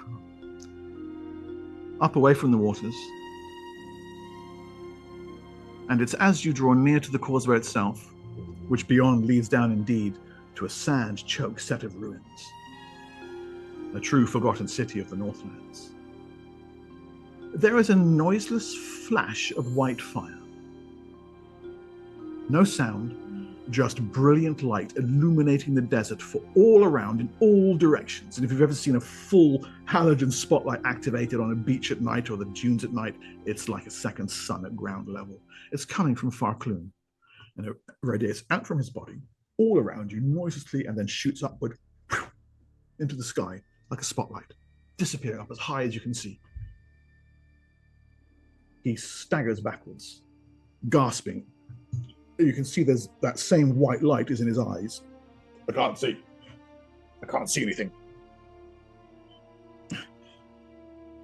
Hands blindly feeling around. Azuxis steadies him. What's going on? Light just shines out of your eyes and out of your head, and I was afraid of this. What is this? My sight returns. It's a ward. It must be a ward.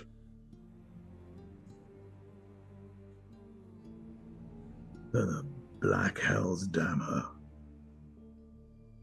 Ew, and what are you talking about? Sielba. She's put a ward to keep us out. No wonder they never came in here to find it. I always wondered why. Can we see past the wall? Yeah, you can see. Well, you don't see a wall at all. For you, there's like a couple of pillars in the beginning of a causeway that leads down into a great expansive ruined city. Can we just teleport through it? You can't see it. I can. It's all along here. He reaches a hand down. As his hand draws near, you can see noiseless white flame over it. I bring my claw towards it as well. Nothing at all. Why is it warding you out and not us? You trust me? I'm not so sure. You seem to be a defiler. I don't trust defilers generally. I'm more than that. It's time you learned. We've come this far. I can't go ahead. You've got to go on without me. I need you to see this through for his sake, for our sake, for my brother's sake. My brother of the soul. Mm-hmm. He takes a step back. Utters a single word of magic. And for a moment, he is the old man, tattooed barefoot. And then that falls away. And all that remains are the rags that clad Farcloon's true form.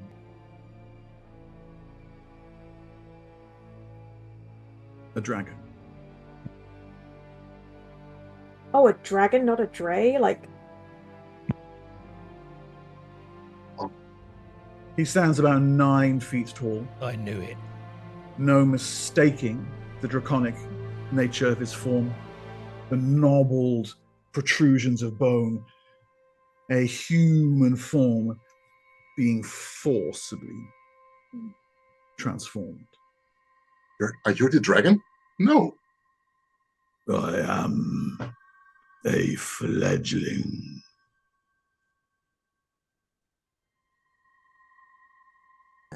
Startled, Scathis reaches for Drakethorn just on reflex.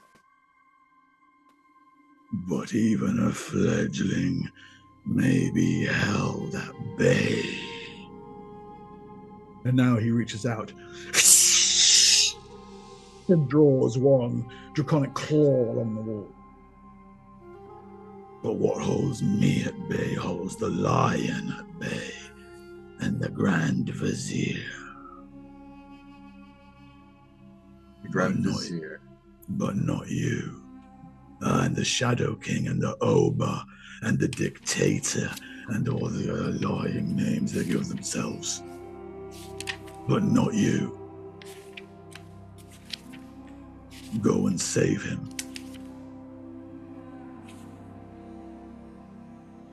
What parting wisdom would you give us for the road ahead while we leave you here? That. And he points skyward. And if you blink, you can still see the purple after images of the... That will have been seen everywhere. Yes. That will have been seen everywhere. Okay, let's go, guys. Farewell to you, Dragon Farcloon. The dragon with alien and human eyes glares at your group. You As will you be go gone away. when we come back. I will wait for you as long as I can. They will come here. If they come here, draw them away. Make sure that they don't know that we're here.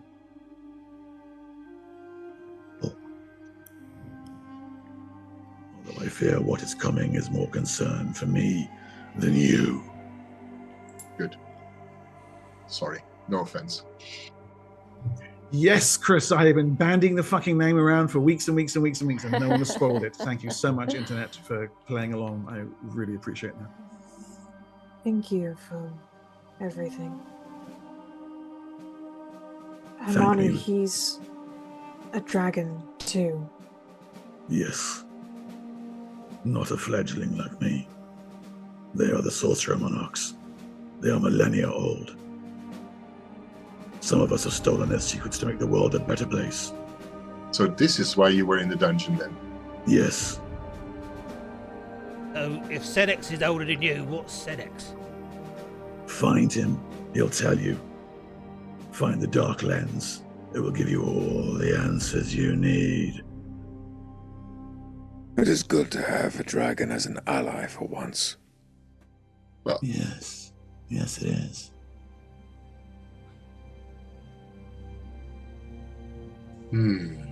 Go now. yes. Insuxis moves, bringing Kevin along. Kevin's trying not to shit his little kanky self, but yes. Give him some good boy pats to calm him down. Oh, he feels much better. Thank you so much. See, you've named him and you're making him an anxious little guy. I'm actually going to be heartbroken if you kill Kevin. Oh, he's already dead, let's face it. Kevin's Northwood. got no shot. Northward then and down into the causeway. Around you the sand rises, as if the desert welcomed you into Yaramuke. But it's a blistering ruin. How can you find anything here? Half the buildings are sunken. You see a bit of dome, a top of a minaret. This place must be under 4 stories of sand. You can't even see the entrance of the causeway. You huddle your group together, aware of how perilous this place is becoming. Where do you even start to look? There's no sign of a gem anywhere. I look at Shura. Does it? Any of this location ring a bell? Nothing. You don't even see anything that looks like the statue. It's not here. It's not right.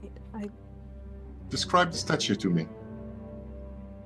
I described the statue. Warrior, For the sword, second time today. arm upheld. As she's describing it, it's almost as if the air begins to respond to her words, and as she forges a dramatic picture, the motes of dust and sand slow and slow until you realize this isn't the fucking wind. It stops entirely. The wind stops. Every mote of dust hangs in the air, unmoving. And then she walks into view from out of the sandstorm. Oh, Again? yeah, Elf remember? Features, yet the muscular set of a dwarf, but the long limbs of a human. You've no idea what this Have it given with a P. creature is. Pick up a pyrene. Irene, that's it. Person? I manifest height and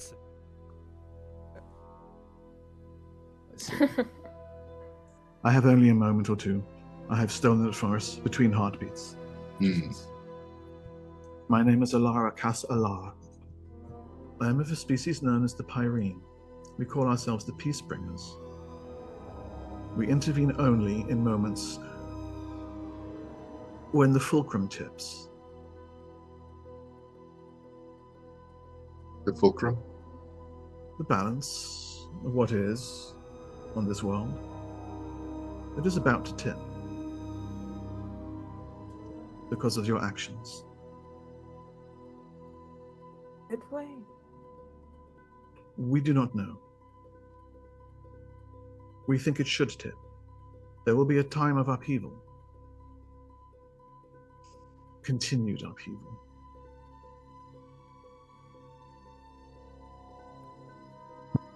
What actions of ours have imbalanced this? Not yet. The lens. You will seek the lens for your friend. You cannot countenance anything other than this, but it can be abused. Nevertheless, I am going to tell you how to find it. Okay. It's the fulcrum has toppled this way and that since events in Odraxa. They must swing, one way or the other now. The pendulum must move. This will cause it to happen.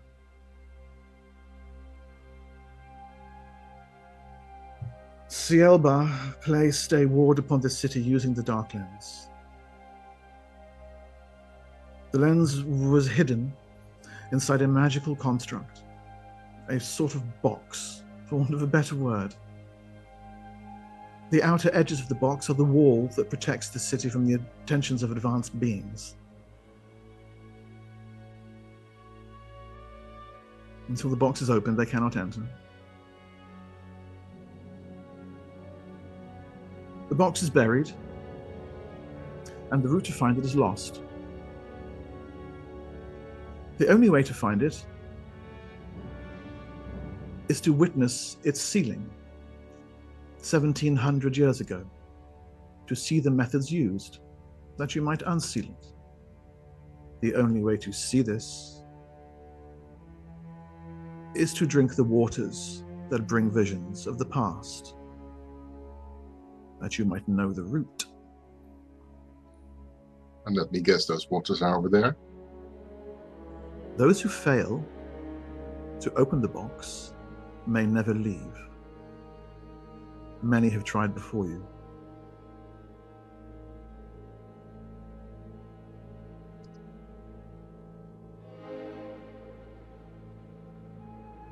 I must depart. Return to the oasis. Drink the waters. Accept the curse. You will find the lens. And then we shall see which way the fulcrum tips.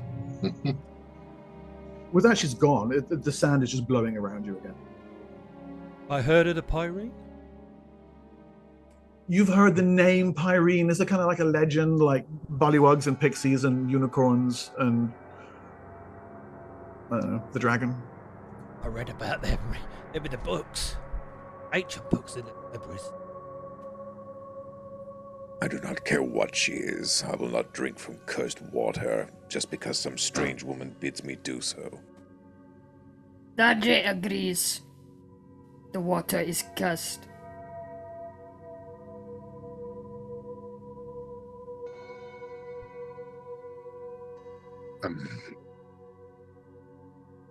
Then only one of us has to do it, right? Only one of us has to be able to see, to know how to do it. Then I'll do it. I would not mind if we, before we do it, set up camp and replenish our spells. That's a good idea.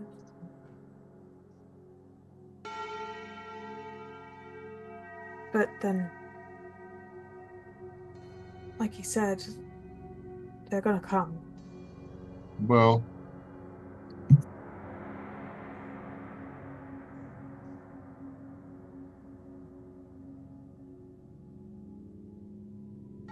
they're going to come for Clune. I'm not sure whether they will specifically looking for us here now. He has somewhat drawn attention to himself. Yeah. But it's very simple. I'm almost out of spells. I've really cast a lot of spells getting here. We don't have Thicket with us. I am your source of healing, and that's rapidly running out. I'm not sure about... I could do. So you say we go on and we don't replenish spells? No. I think if you finish, if she is cursed, then she might need you. That's what I was thinking. That's one of the things I was thinking, yeah. And we don't know what's going to happen next once we actually start digging up this thing. Because if we find this thing and we open that box, suddenly everything can come in here. And I have an inkling that they'll know that they can. So we'll need to be prepared and we need to be able to run. All right. Looks like everybody wants this thing. Maybe I can use a water skin, get the water from the oasis, and then we camp somewhere close by. Yeah, maybe somewhere high so that they can't really get to us. Yeah. They put you away, Grandy. They put you away. What did Grandy say? If I went around saying I opened my third eye because some ginger told me to drink from a jinx pond, they'd put me away.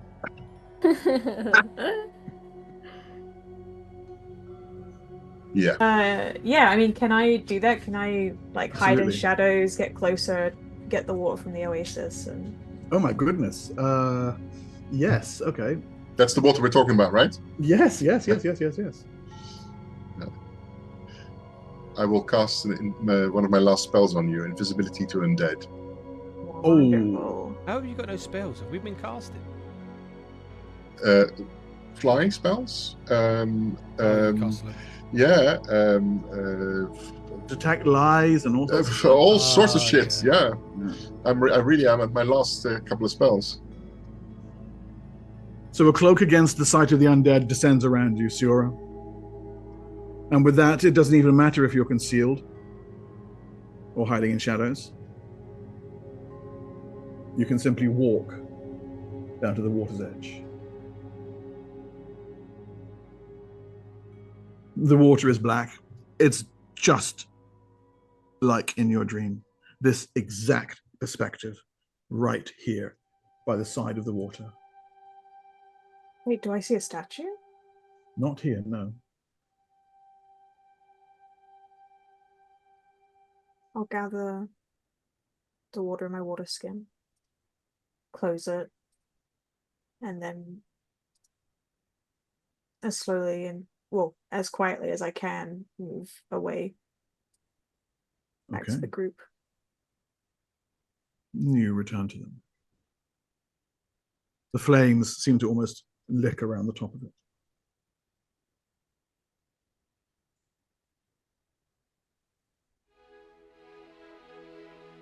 Do you drink?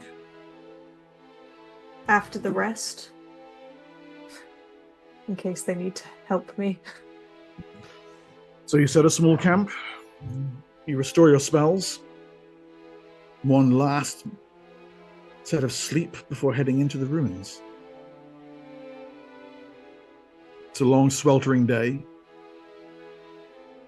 There is a sound of thunder from the east. No signs of clouds. No sign of Farcloon either.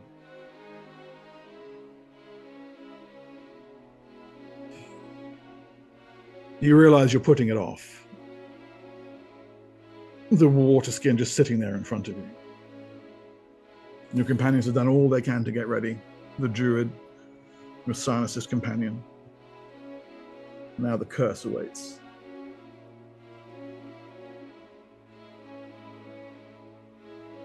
We pick it up and pop it open. Little puff of purple-black flames rises out. Kind of looks at everyone in the group before giving almost like a raise, and then holds her nose and then just tries to drink without tasting. It is like drinking fire. Cold, black fire that rushes down your throat and fills your belly, your lungs, your loins, your limbs, your throat, your head, every part of you expanding. Siora falls backward on the floor, black flames rushing out of face and mouth. I catch her. They very rapidly die away. Oh, a little puff of purple air.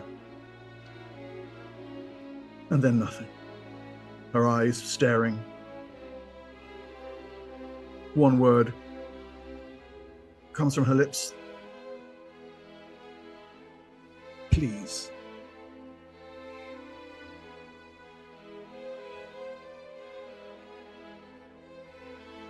Siora. The statue is right in front of you, rising high into the olive Athasian sky. Beautiful, shining white marble. You realize your hands are shackled.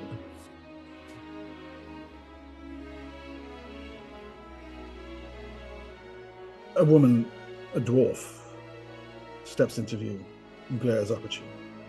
You recognize the Templar robes of Cielba, Sorceress Queen of Yaramuke. How do you know this?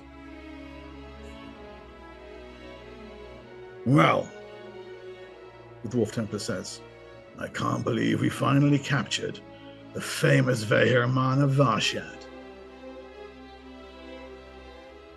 This is a great prize for the Sorceress Queen of Yaramuke. Come on, prisoner. Time to reach your fate. And with a yank, the dwarf pulls you forward toward a great waiting ziggurat, where we will leave you for another week. Next week, when we return, those of you who know me from World of Darkness games will know I fucking love a flashback episode. So let's take a trip back to 1700 years in the past. Panda, if you wouldn't mind, I would like you to portray Veherman of Varshad, the great hero of Uruk, after whom House Varshad was named.